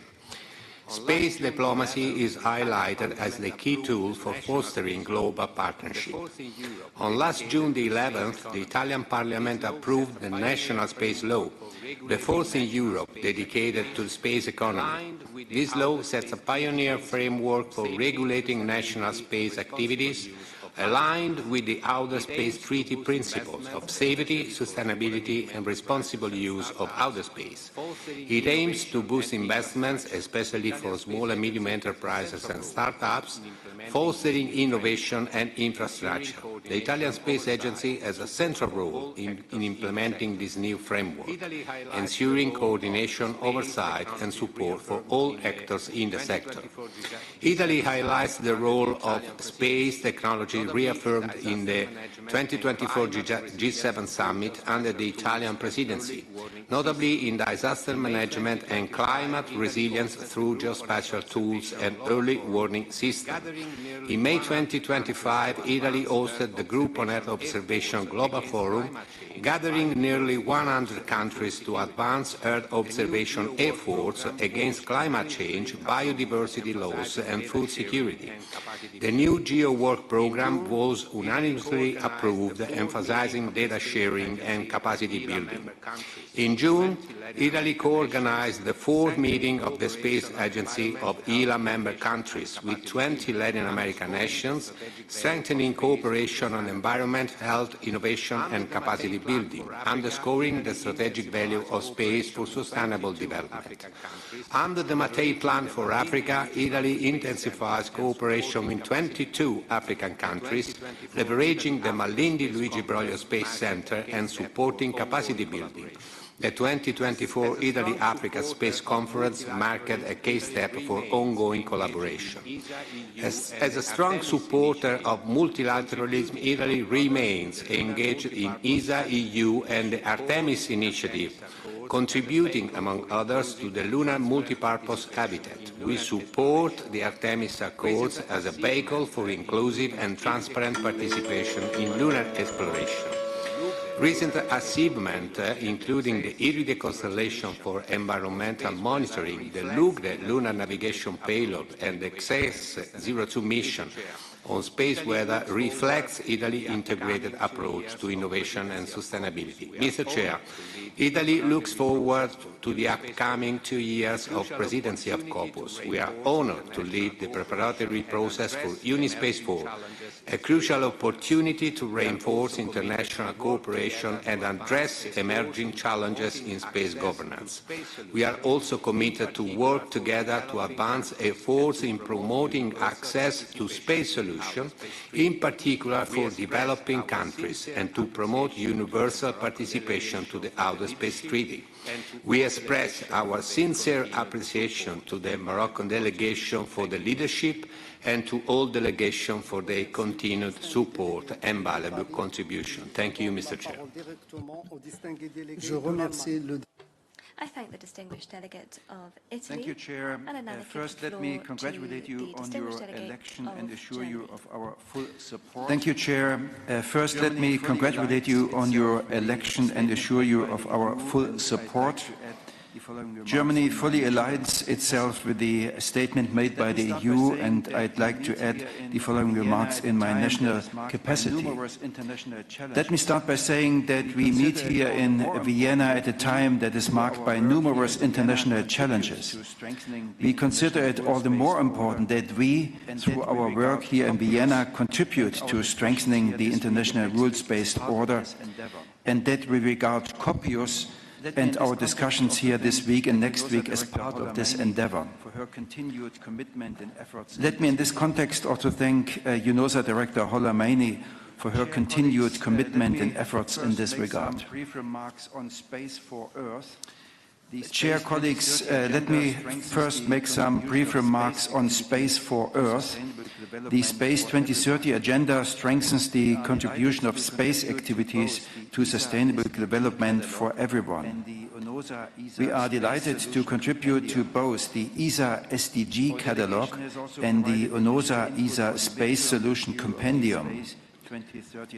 Our delegation has also provided initial input for the midterm review of the Space 2030 agenda, and we look forward to sharing more implementation examples along the way.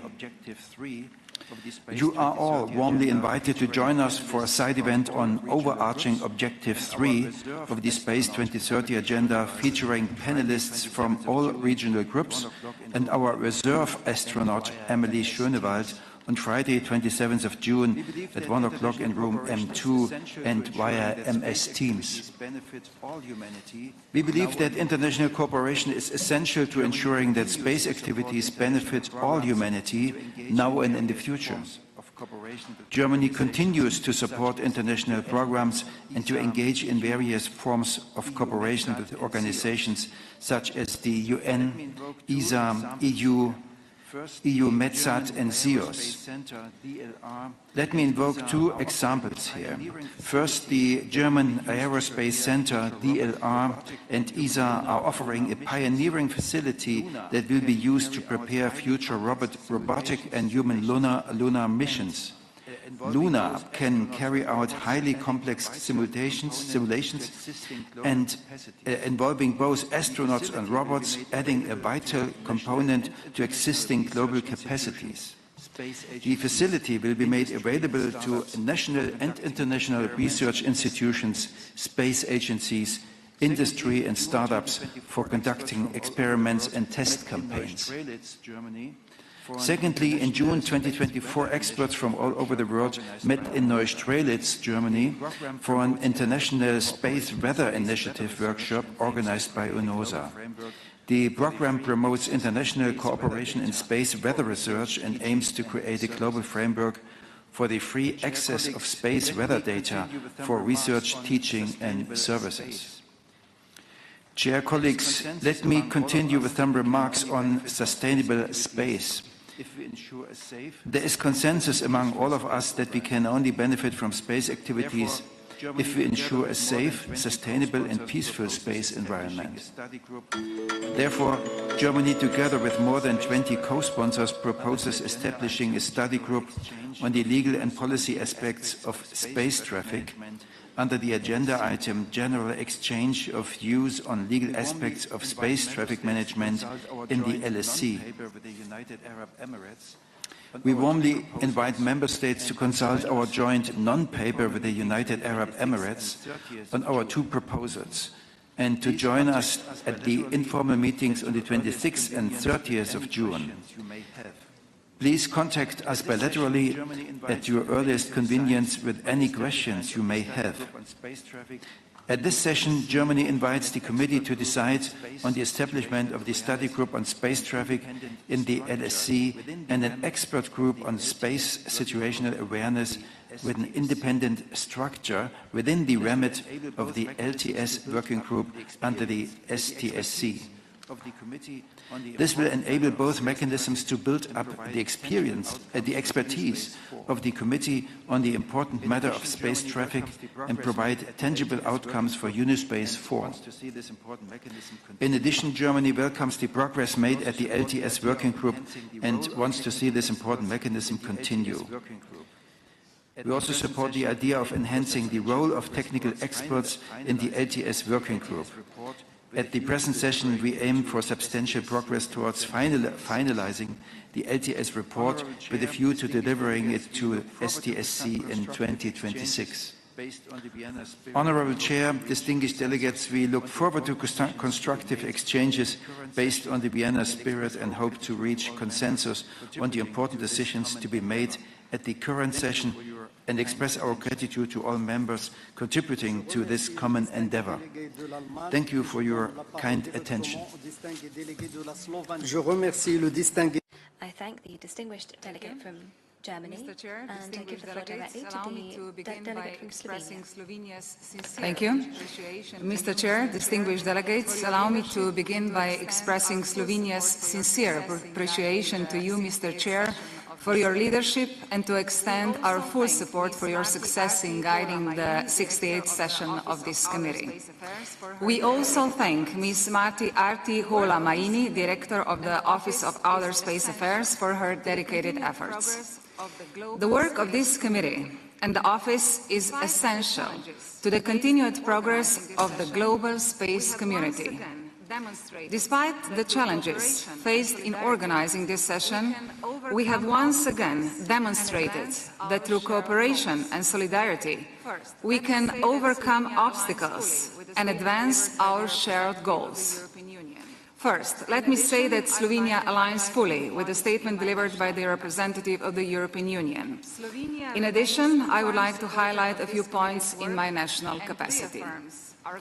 Slovenia remains a firm supporter of this committee's work and reaffirms our commitment to being a responsible and constructive member of the international space community.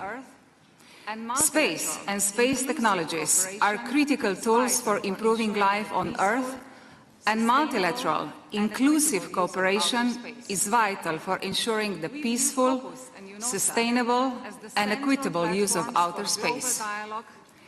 We view COPUOS and UNOSA as the central platforms for global dialogue and decision-making in space affairs.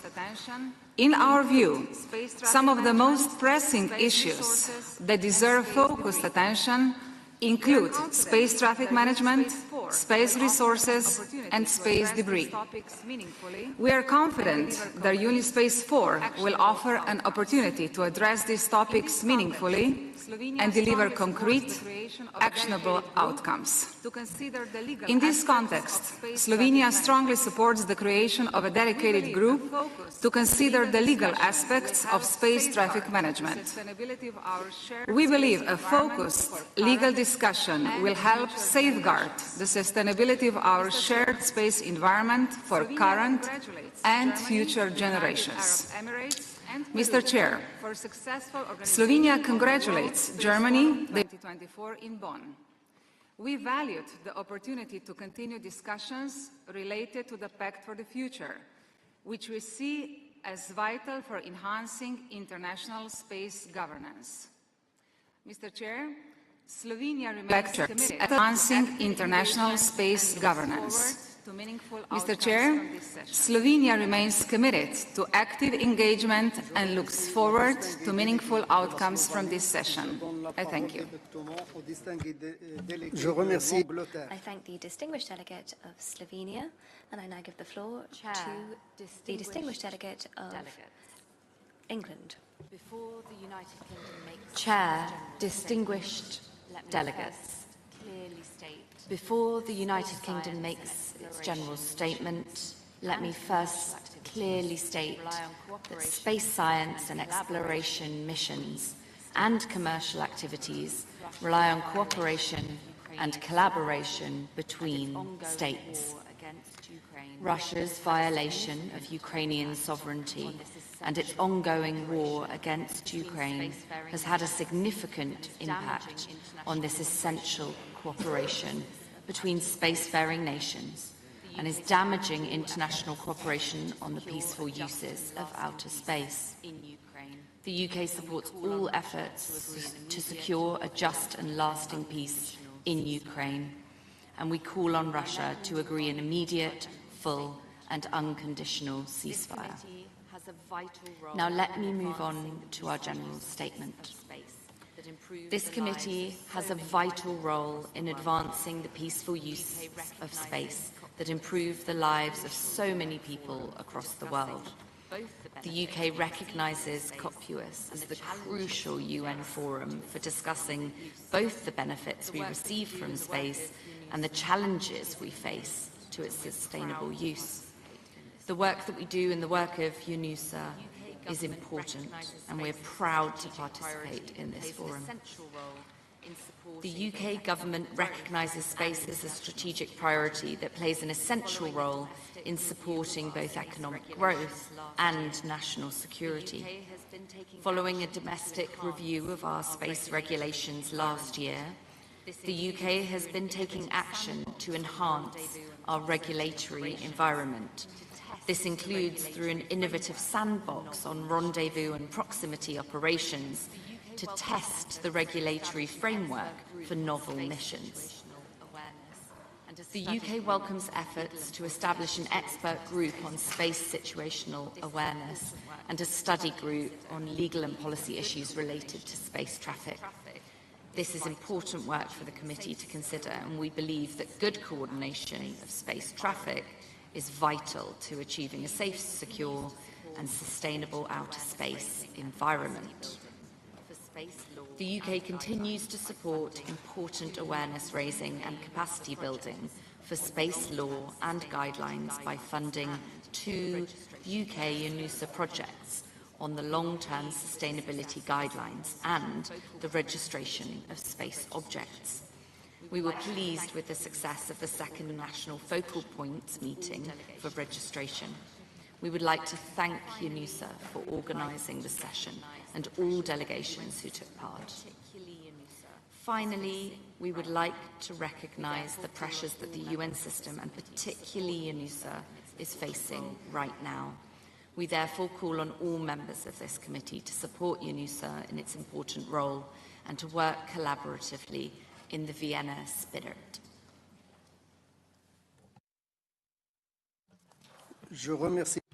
I thank the distinguished delegate of the United Kingdom, and I give the floor to the distinguished delegate from the United Arab Emirates. Thank you, Mr. Chairman. I take this opportunity to congratulate you upon your election to chair this committee. We assure you of our full support and cooperation. It gives us great pleasure to express our appreciation of your wise leadership and the efforts of the Secretariat of UNUSA in supporting and promoting international cooperation in this vital sector. Mr. Chairman, the United Arab Emirates has covered great stages in developing the space sector. It is now one of the primary sources for the economy of the future and a driving force to achieve sustainable development. It is a framework and platform for active participation in scientific progress through our space programs. In this context, we would like to explain to you some of our most important achievements in the space sector over the past few years. In pursuance of our efforts to explore deep space, this year we saw the success of the United Arab Emirates in completing the critical technical review of our effort to explore the asteroid belt, and this is a reflection of our advances in technology and science and a main step in promoting a deeper understanding of outer space. In our efforts to build national capacity, human capacity, the National Space Academy continues its efforts to prepare a new generation of experts through innovative educational and training programs to enable our youth to participate effectively in the space sector internationally. In the field of space technology, we have continued expanding our national satellite program. We have successfully launched and operated a number of advanced satellites that support various development sectors, including communications, Earth monitoring, and promoting the sustainability of resources and the development of the national infrastructure. We have been anxious to continue our efforts to promote international cooperation through organizing a workshop on the Artemis agreements in order to promote the principles of responsible international cooperation in outer space activities and sustainability for the benefit of all of humanity as a result of sustainable and peaceful space activities. In our ambitious strategy for space exploration, we continue our efforts in the project of lunar exploration through the development of the Rashid 2 program, a vehicle that is meant to be launched to the far side of the moon next year. This Rashid 2 mission is an important step in our exploration of the moon, and it promotes the activities of exploring space in the future. Within our eagerness to promote the safety of outer space and the sustainability of space exploration on the long term, we support national and international initiatives to promote stability and sustainability in outer space.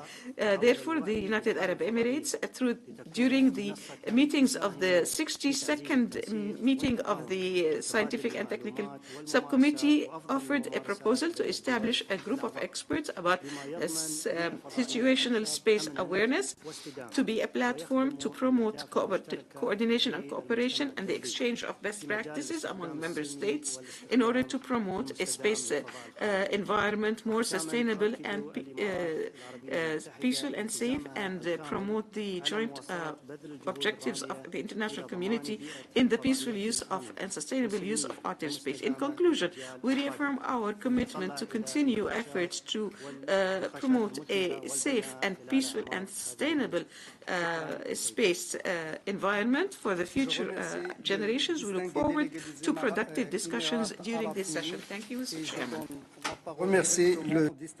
I thank the distinguished delegate of the United Arab Emirates, and I now give the floor to the distinguished delegate of China. 主席先生，祝贺你当选联合国外空委第87届会议主席。中国代表团积极支持你的工作，感谢。The Chinese delegation congratulates you on your election as chair of the 66th session and assures you of its full support in your work. We would like to thank Director of UN USA, Ms. Paula Mani, and the Secretariat under her leadership for the preparations made for the session. This year marks the 80th anniversary of the UN. Over the past 80 years, the UN has played an irreplaceable role in maintaining international peace and security and promoting global common development. This historical period has also seen rapid human progress in the development and utilization of outer space. As the main UN platform for global governance of outer space, COPUOS has contributed significantly to promoting space international cooperation and advancing space science and technology for the benefit of mankind. Today, the space governance faces many new challenges. The technology divide hampers equal participation, and the demands of the global south to take full part in outer space affairs and benefit for space science and technology are becoming more urgent. Certain countries pursue unilateralism and politicize outer space cooperation.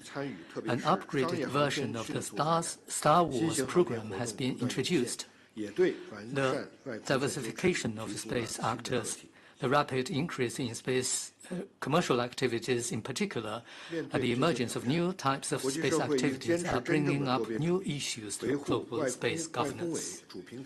Faced with these challenges, the international community should uphold true multilateralism, maintain the central role of COPUOS, enhance international space law based on the Outer Space Treaty, and strengthen international cooperation with mutual respect, openness, and inclusiveness.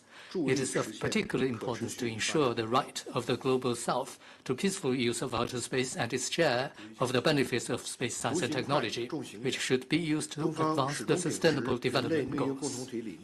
Mr. Chair, if you want to go fast, go alone. If you want to go far, go together. China always firmly upholds the vision of a community with a shared future for mankind and actively implements Global Development Initiative, the Global Security Initiative, and the Global Civilization Initiative proposed by President Xi Jinping China's vigorously advancing peaceful use of outer space and engaging in international cooperation while sharing the benefits of space development with the international community.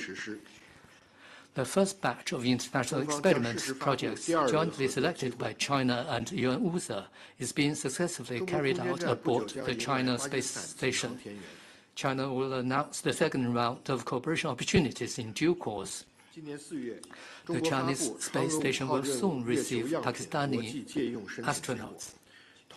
In April this year, China released the results of international applications to borrow lunar samples from the Chang'e 5 mission, approving applications from 7 research institutions from 6 countries.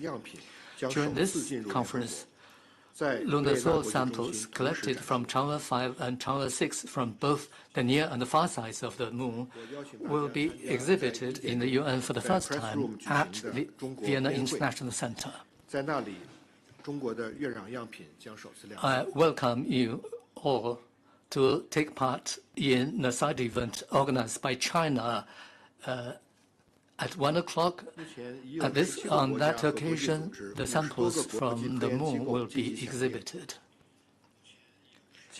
So far, 17 countries and international organizations, along with more than 50 international research institutions, have actively responded and joined the International Lunar Research Station Corporation. The Beidou Global Satellite Navigation System continues to operate steadily, providing global users with all-weather, all-time, high-precision positioning, navigation, and timing services. China's gate to international space cooperation is wide open. Mr. Chair, as we gaze upon the starry sky, we're reminded that humanity shares a common destiny. It is our shared mission to make outer space a platform for cooperation and mutual benefit. Let us take the UN's 80th anniversary as an opportunity to further advance the great cause of peaceful use of outer space, contribute to the improvement of global governance, and jointly build a community with a shared future for mankind in the realm of outer space. Thank you, Mr. Chair.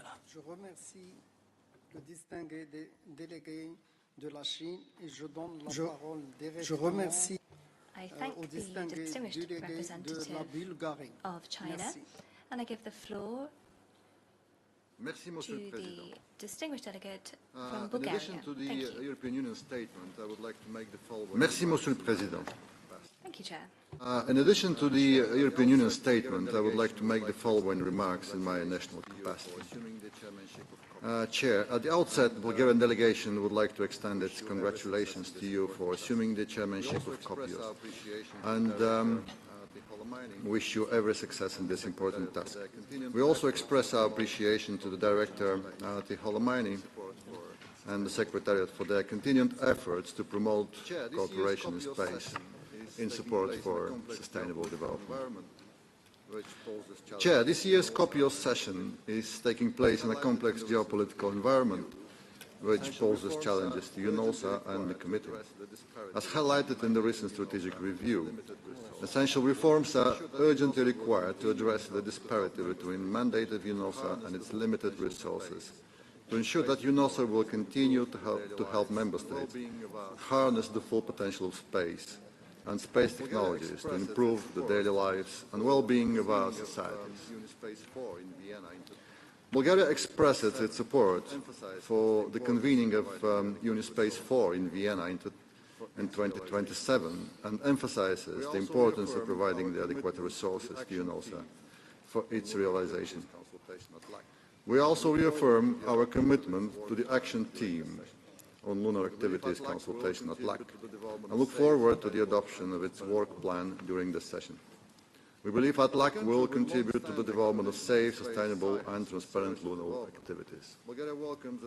As a country with long-standing traditions in space science, research and development, Bulgaria welcomes the discussions on dark and quiet skies for science and society, which will contribute to our joint effort to find a way for sustainable coexistence of satellite constellations and astronomical research. In this regard, we support the conference room paper on this topic presented by Spain and Chile.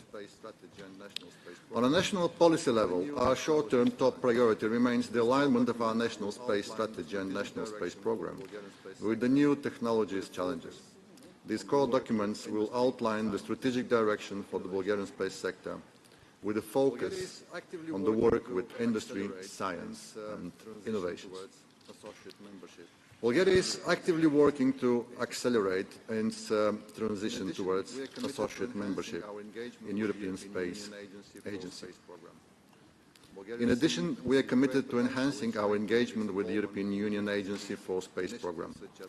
Bulgaria sees great potential in strengthening its involvement in the Union's key initiatives such as Galileo Satellite Navigation System, Copernicus Earth Observation Programme and secure governmental satellite communications. We also seek to expand international cooperation, including within Artemis Accords and the opportunity to stimulate innovation and business development. In conclusion, I would like to reiterate that Bulgaria is a strong supporter of multilateralism within the UN at its core. Multilateralism plays a vital role in maintaining peace and security, and it fosters cooperation among nations, including the space sector. This collaborative approach is closely linked to development, including the goals outlined in Agenda 2030 for Sustainable Development and recognized by the Pact for the Future adopted by the UN General Assembly last year.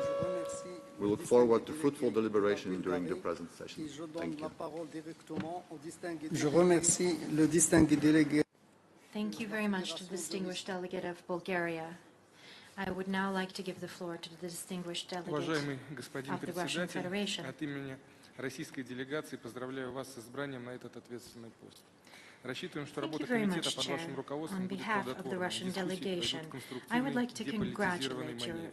on your В рамках election to this 62-й crucial post. сессии I am sure that your leadership will ensure российская делегация представила successful подробный отчет discussions о that will be космической constructive деятельности and за 2024 depoliticized. год, с During которым the вы можете 62nd ознакомиться session of the на STC, сайте the управления. Russian delegation В своем provided выступлении я a clear акцентирую ваше report on внимание на space наших activities for приоритетах. В первую 2024. You очередь, это can look новый at it национальный on проект «Космос», the который USA site. включает 8 федеральных I проектов. will emphasize Два in из my них statement космическая our наука и космический priorities. атом, нацелены First, the на new national освоение project Солнечной системы. COSMOS, Так, в мае with этого 8 года federal госкорпорация projects, «Роскосмос» 2 of подписала them с Китайской space национальной science and космической space администрацией admin. меморандум о They are for the сотрудничестве по exploration of созданию the solar system. лунной In May of электростанции, this year, the которая state станет corporation важным вкладом Roscosmos with в the проект по Chinese созданию международной научной Cosmos и лунной станции. administration signed an С помощью MOU исследования regarding the атмосферы creation of a Венеры lunar постараемся power ответить на station. вопрос, This will be an который important давно волнует contribution to человечество. establishing an Существовала ли international research жизнь на этой lunar планете? station.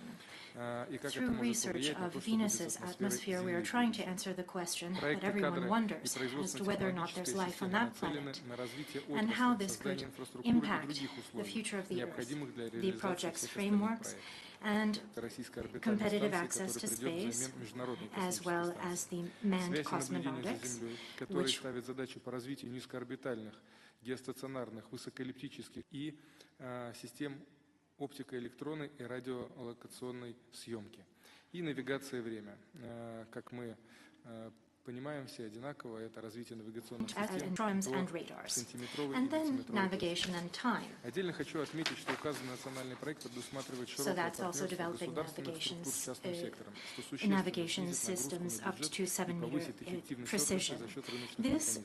Stipulates broad private and public partnerships. This means less burden for the budget and greater effectiveness through market mechanisms. Right now, the Office 1440 is working on the cluster Sunrise or Dawn with 300 space devices in the near-Earth space, providing 1 gigabyte per second in coverage of the country. Then pretty much we'll be adding about 900 satellites to it. That means from the northern sea route, someone can enjoy the same type of communications link up as they can in the center of Moscow. Then we will have the geostationary and high elliptical orbit component, that is Yamal, and the Express RV satellite. We will be launching 20 radars and 30 optical electronic dividers. The precision is to 2.5 MK by 2028 and will even serve remote areas to the same precision that I mentioned earlier. Roscosmos also continues to develop new launch vehicles, such as the Soyuz 5, which was launched in December of this year with the Russian-Kazakh project by Terek. We're planning to design a rocket launcher and more. Returning from the first stage, Chair, I'd like to underscore that we pay attention not just to new projects, but also retaining historic legacies. The current session occurs on the 70th anniversary of the first spaceport, the Bakanov. That was in 1955 that it was established. Just 10 years after the victory over fascism in the most difficult of economic contexts, and our country, which was coming out of an aggression by Nazis, researchers and engineers from the Soviet Union were able to make humanity's wildest dreams a reality. I would like to congratulate everyone on this anniversary, all from our former Soviet republics, with this important date. I would also like to point out another noteworthy event. Just 50 years ago, there was the first successful international space program, Soyuz Apollo. This was the first international crewed mission in human history, where we had a space handshake of the two ships. This was not just a success of the two countries, but symbolic, because during the apex of the Cold War, the cosmos remained a place for cooperation and respect. Today, the Russian Federation continues to comply with its international obligations when it comes to the use and exploration of outer space, and consistently calls for retaining outer space as a place for the use of for peaceful purposes for current and future generations, free from politics. Finally, I would like to invite everyone here to see the exhibit organized by the state corporation Roscosmos with the Foreign Ministry, which is viewable in the rotunda of the BIC on 4 March. During the 58th session and 79th session of the General Assembly, a resolution was adopted by a consensus, the 80th anniversary of the end of the Second World War. That is what this exhibit is about, the victory over fascism, Nazism, and militarism, as well as a tribute to the memories of the victims of this horrible war. Thank you. Je remercie le distingué délégué de... Thank you to the distinguished delegate of the Russian Federation. I would now like to give the floor to the distinguished delegate of Djibouti. Monsieur le Président, Thank you, Chairman. je prends la parole aujourd'hui au nom de la République Ladies and gentlemen, avec une distinguished profonde representatives. gratitude et un grand sens des responsabilités. Today, I take the floor on behalf of the Republic of Djibouti. De I remercier express my sincèrement heartfelt thanks, l'ensemble des États and membres I'm du mindful COPUOS of pour leur the accueil responsibilities chaleureux falling to me. et pour le First, soutien I would like apporté to most à l'adhésion sincerely récente thank de all of Djibouti à COPUOS cette member enceinte des states Nations Unies for their warm consacrée à welcome l'utilisation and pacifique support de provided l'espace to the recent accession of Djibouti to this UN body Djibouti a fait le choix stratégique dedicated to the d'intégrer la peaceful communauté uses of spatiale outer space. internationale parce que nous croyons fermement que Djibouti l'espace made est un the levier strategic essentiel choice pour relever les défis of joining du the international space développement community.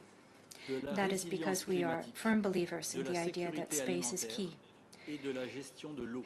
in facing the Dans challenges cette perspective, of sustainable nous development, avons engagé la climate resilience, création d'un food centre security, and géospatial water management. national à Djibouti. Ce centre In this a regard, vocation à devenir un outil de we pilotage have established scientifique et a national opérationnel geospatial pour notre center pays et notre in région, Djibouti. en Said particulier center au service des should États de become l'Afrique de l'Est. a Ce pilot projet site for s'inscrit scientific and dans le operational prolongement des objectifs endeavors de for our l'agenda countries and the region, 2030 in des particular Nations Unies serving et de countries from l'agenda East Africa. 2063 de This l'Union is all africaine. part Et nous of the souhaitons qu'il 2030 soit ouvert à la coopération development goals internationale and sans Agenda exclusive, 2063 qu'elle vienne of the du African Nord, Union. du Sud ou d'ailleurs. This center is to be open for international Est prêt à cooperation accueillir des in an partenaires inclusive manner, techniques, be the countries from the north, south, institutionnels et privés or anywhere else. dans une logique d'échange, de We stand ready to transparence host et de technical, bénéfices scientific, mutuels. institutional, and private Nous partners. croyons à une gouvernance The goal partagée is des données fostering spatiales exchange, et à transparency, l'importance and de mutual benefit. bâtir des ponts entre les institutions du monde We entier. think there should be shared governance of space Monsieur data. le Président, en We also rejoignant le believe it's COPUOS, important to build bridges Djibouti souhaite across the contribuer institutions activement of the à world. l'édification Chair, d'un ordre spatial in joining multilatéral, COPUOS, pacifique It is our desire to actively contribute to building a multilateral, peaceful, fair, and promising space order for future generations. Thank you. Thank you very much to the distinguished delegate of Djibouti. Now I would like to give the floor to the distinguished delegate of the Islamic Republic of Iran. Bismillah ar-Rahman ar-Rahim. Thank you very much, Mr. Chairman. Allow me to extend our sincere congratulations for your election and other members of the Bureau. I would like to associate my delegation with the statement of G77 in China delivered by the distinguished representative of Kenya. Mr. Chairman, we are meeting at a very critical time when the Israeli regime, in coalition with the U.S., has committed blatant acts of aggression and unlawful armed attacks against Iran in grave violation of the UN Charter and basic tenets of international law, resulting in the killings of hundreds of civilians and injuries of thousands of innocent people of Iran, including women and children. In addition to the civilian infrastructure, these attacks targeted telecommunications facilities and installations that were utilized for peaceful purposes. On one specific occasion, it deliberately targeted Iran's National Broadcasting Organization, IRIB, on 16 June 2025. The IRIB operates through a space-based infrastructure strictly for peaceful purposes, delivering essential services such as public information, education, and cultural programs. These civilian functions are directly aligned with the objectives of COPUOS, which seeks to preserve outer space for peaceful and beneficial uses. In accordance with international humanitarian law, civilian infrastructure of this nature must be protected, particularly during armed conflict. The deliberate targeting of such facilities by the Israeli regime constitutes a serious violation of these principles and must be categorically condemned as a breach of established international norms, both in the context of humanitarian law and the peaceful uses of outer space. Mr. Chairman, the Islamic Republic of Iran emphasizes the crucial role of COPUOS in maintaining outer space as a domain of peaceful cooperation and shared benefit. This role is more critical than ever as the rapid evolution of the space technologies has both amplified opportunities and exacerbated disparities in global space access. We emphasize the need for strengthened international cooperation and capacity building. These are essential not only for enabling broader participation in space activities, but also for fostering global peace and development. Technology transfer and equitable access to data and space-derived benefits should be prioritized. Selective and conditional approaches must be avoided. In this context, we support the initiative proposed by the African Group and several other member states on space for development. The growing number of satellite mega-constellations raises significant concerns regarding orbital crowding, increased coalition risk, and limited access for developing countries to lower orbit. All space activities must strictly comply with international law and be conducted with due regard for the interest of all states. Regarding space debris, we emphasize the importance of coordinated mitigation efforts. The spacefaring nation bears a heightened responsibility in this regard. Yet such measures must be implemented in a way that does not restrict the legitimate rights of developing countries to explore and use outer space. Finally, the lack of adequate capability in space situational awareness, SSA, among developing countries hinders their participation in space traffic management. Limited access to real-time data, modeling tools, and coalition avoidance technologies puts their access at risk and deepen existing inequalities. Enhancing SSA capabilities through inclusive cooperation must be prioritized. Full version of my statement will be posted on UNESA website. I thank you, Mr. Chairman. The distinguished delegate of the Islamic Republic of Iran. And now give the floor to the distinguished delegate of Austria. Austria. Australia. Thank you, Chair. Distinguished delegates. Australia welcomes you warmly. Australia. Thank you, Chair. Australia. Distinguished delegates.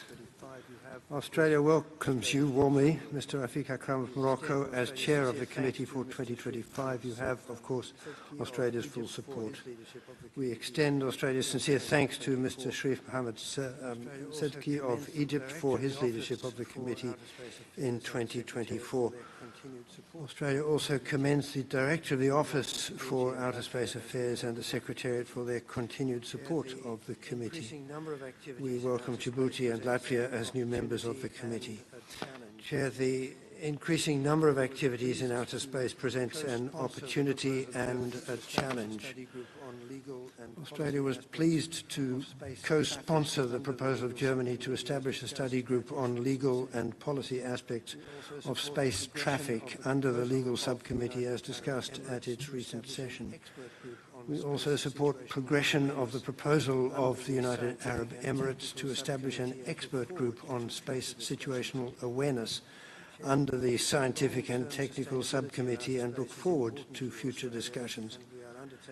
Chair, the long-term sustainability of outer space is important to Australia, and we are undertaking practical steps to implement the guidelines for the long-term sustainability of outer space activities. Australia also supports the working group on the long-term sustainability of outer space activities under the able leadership of its chair, Mr. Umam Heswaran of India. We look forward to further productive exchanges on the draft report. Complementary to these efforts, through the Australian Space Agency, the Australian Government is developing an Australian Sustainability of Space Activities policy to consider the environmental and social issues and opportunities surrounding the sustainability of space activities in Australia. It aims to support the long-term viability of the space sector so current and future Australians can continue to benefit from space services. Chair, Australia will host the 76th International Astronautical Congress in Sydney from the 29th of September to the 3rd of October 2025 on the theme of Sustainable Space, Resilient Earth. The 76th IAC aims to provide a platform to promote global cooperation in shaping the future of space exploration. We invite member states and permanent observers to join us in Sydney later this year. Chair, Australia notes with concern the negative and ongoing impact of the liquidity crisis on the budget and activities of the Office for Outer Space Affairs. Australia appreciates efforts by member states and the Secretariat to find ways to enhance the efficiency and sustainability of the meetings of the committee and its subcommittees, particularly in light of the growing membership cohort and increase in space activities. There's a clear operational and practical need to work together in the peaceful use and exploration of outer space. We affirm the important role of the committee in facilitating a consensus-based approach to addressing emerging challenges, and we will continue to engage in this endeavour through this committee. Thank you, Chair. I thank the distinguished delegate of Australia for that statement. And now give the floor to the distinguished delegate of Latvia. Thank you, Mr. Chair. Excellencies, distinguished delegates, Latvia fully aligns itself with the statement delivered by the European Union, and in addition, I would like to add a few brief remarks in my national capacity. I wish to extend our sincere appreciation to the Director, Arti Holamaini, and her office in fulfilling the entrusted mandate, particularly in the face of increasing fiscal constraints that all our nations face. We deeply value your continued efforts to ensure effective management while promoting inclusive space agenda and assuring meaningful participation in the UN-80 reform process. On behalf of my government, I would like to inform that Latvia officially joined the Outer Space Treaty. We joined this foundational international framework that has long underpinned the peaceful, cooperative and responsible use of outer space. Accession reflects our deep commitment to upholding international law and contributing constructively to the multilateralism, particularly when it is under an unprecedented strain as a result of trends and events that challenge regional security and global cooperation, not least Russia's continued war of aggression against Ukraine. Chair, now a few words about Latvia's contribution. Our space industry is thriving, with over 50 companies and 200 professionals developing innovative, high-impact solutions that contribute to international space missions and scientific research. Latvia hosts valuable space infrastructure, including Northern Europe's largest radio telescope, which supports telecommunications and deep space exploration. Latvia stands out in niche technologies, especially those requiring high-precision measurements of time and space, and is a leader in satellite data applications for forestry and for other key sectors of economy. To sustain this momentum, Latvia is also expanding its educational and research domain in the space, strengthening long-term growth and competitiveness. In autumn, Latvia will host the International Big Data from Space 2025 conference, which will take place from 29th of September to 3rd of October in Riga, Latvia. This event will welcome global leaders in Earth observation, artificial intelligence and geospatial intelligence to explore the future of data-driven innovation. As the newest member of the Committee of the Peaceful Uses of Outer Space, Latvia looks forward to continuing an active engagement with UNOSA. We remain committed to advancing the long-term sustainability of outer space activities and promoting transparency and international cooperation. Thank you, Chair. I thank the distinguished delegate of Latvia and now give the floor to the distinguished delegate of Syria. شكرا السيد الرئيس. يتقدم وفد الجمهورية العربية السورية Thank you very much, Chairman. في استخدام الفضاء الخارجي في الأغراض السلمية. The Syrian Arab Republic would like to congratulate you and wish you every success in continuing to bolster the peaceful uses of outer space. We also thank the Director of Mining at the head of UN USA for the presentation. السيد الرئيس، ينضم وفد الجمهورية العربية السورية إلى بيان مجموعة 97 والصين ويود أن يدلي بالملاحظات الآتية للسفير الوطني. Chair, the delegation of the Syrian Arab Republic endorses the statements made by the G77 and China and makes the following in its national capacity. The use and exploration of outer space must be done for solely peaceful purposes. This is a right for all countries without discrimination and irrespective of their scientific, economic, or technical development level. There has to be fair and rational use of outer space as well as non-ownership of it. This includes the moon and other celestial bodies by whatsoever means may be as per the Outer Space Treaty. It is, though, important to strengthen the current legal framework to ensure that space remains a shared or common heritage for humanity. There must be a multilateral approach here headed by the UN and COPUOS. تشدد الجمهورية العربية السورية على ضرورة تعزيز التعاون الدولي في تطوير الأنشطة الفضائية مع إيلاء اعتبار خاص لاحتياجات البلدان النامية وخاصة البلدان التي تمر في مرحلة التعافي بعد النزاع ومنها بلدي سوريا. ومن هذه الاحتياجات نقل المعرفة والتكنولوجيا وبناء القدرات بالإضافة إلى الوصول إلى التطبيقات الفضائية اللازمة والحاسمة لإعادة الإعمار وإدارة الكوارث وإدارة الموارد. وذلك بما يجعل تطبيق المبادرات ذات الصلة فعالا وحقيقيا لا سيما مبادرة الفضاء من أجل التنمية خطة الفضاء 2030 والمبدأ الثاني من خطط التنمية المستدامة عدم ترجيع أحد خلف الركب. رابعا أن ازدياد الحطام الفضائي يمثل تهديدا خطيرا للبشرية الأمر الذي يتطلب تعاونا دوليا مكثفا للتخفيف منه. مع التأكيد على أن أي إجراء في سبيل معالجة هذه المسألة يجب أن يضمن تعزيز بيئة تعاونية لا تعيق حقوق الدول النامية في المشاركة في استكشاف واستخدام الفضاء الخارجي. خامساً تشدد الجمهورية العربية السورية على أهمية منع حدوث سباق تسلح في الفضاء الخارجي وحظر نشر أسلحة من أي نوع فيه أو القيام بأي أعمال أخرى تتعارض مع هذا الهدف ولا بد من اتخاذ كافة الإجراءات التي من شأنها تعزيز التدابير الشفافية وبناء الثقة لحماية البشرية من أخطار لا يمكن تجنبها.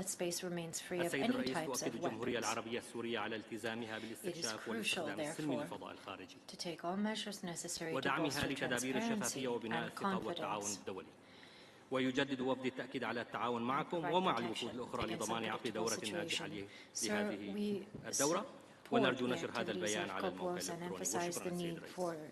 Transparency and international cooperation. We reiterate our desire to cooperate with you and all other delegations to ensure the success of this session. Please publish my statement on the site. Thank you. Thank you to Syria for that statement. I now give the floor to the distinguished delegate of South Africa. Chairperson, distinguished delegates, South Africa wishes to congratulate you, Dr. Rafik. Chairperson, distinguished delegates, South Africa wishes to congratulate you, Dr. Rafik Akram, on your assumption as chair and extend my delegation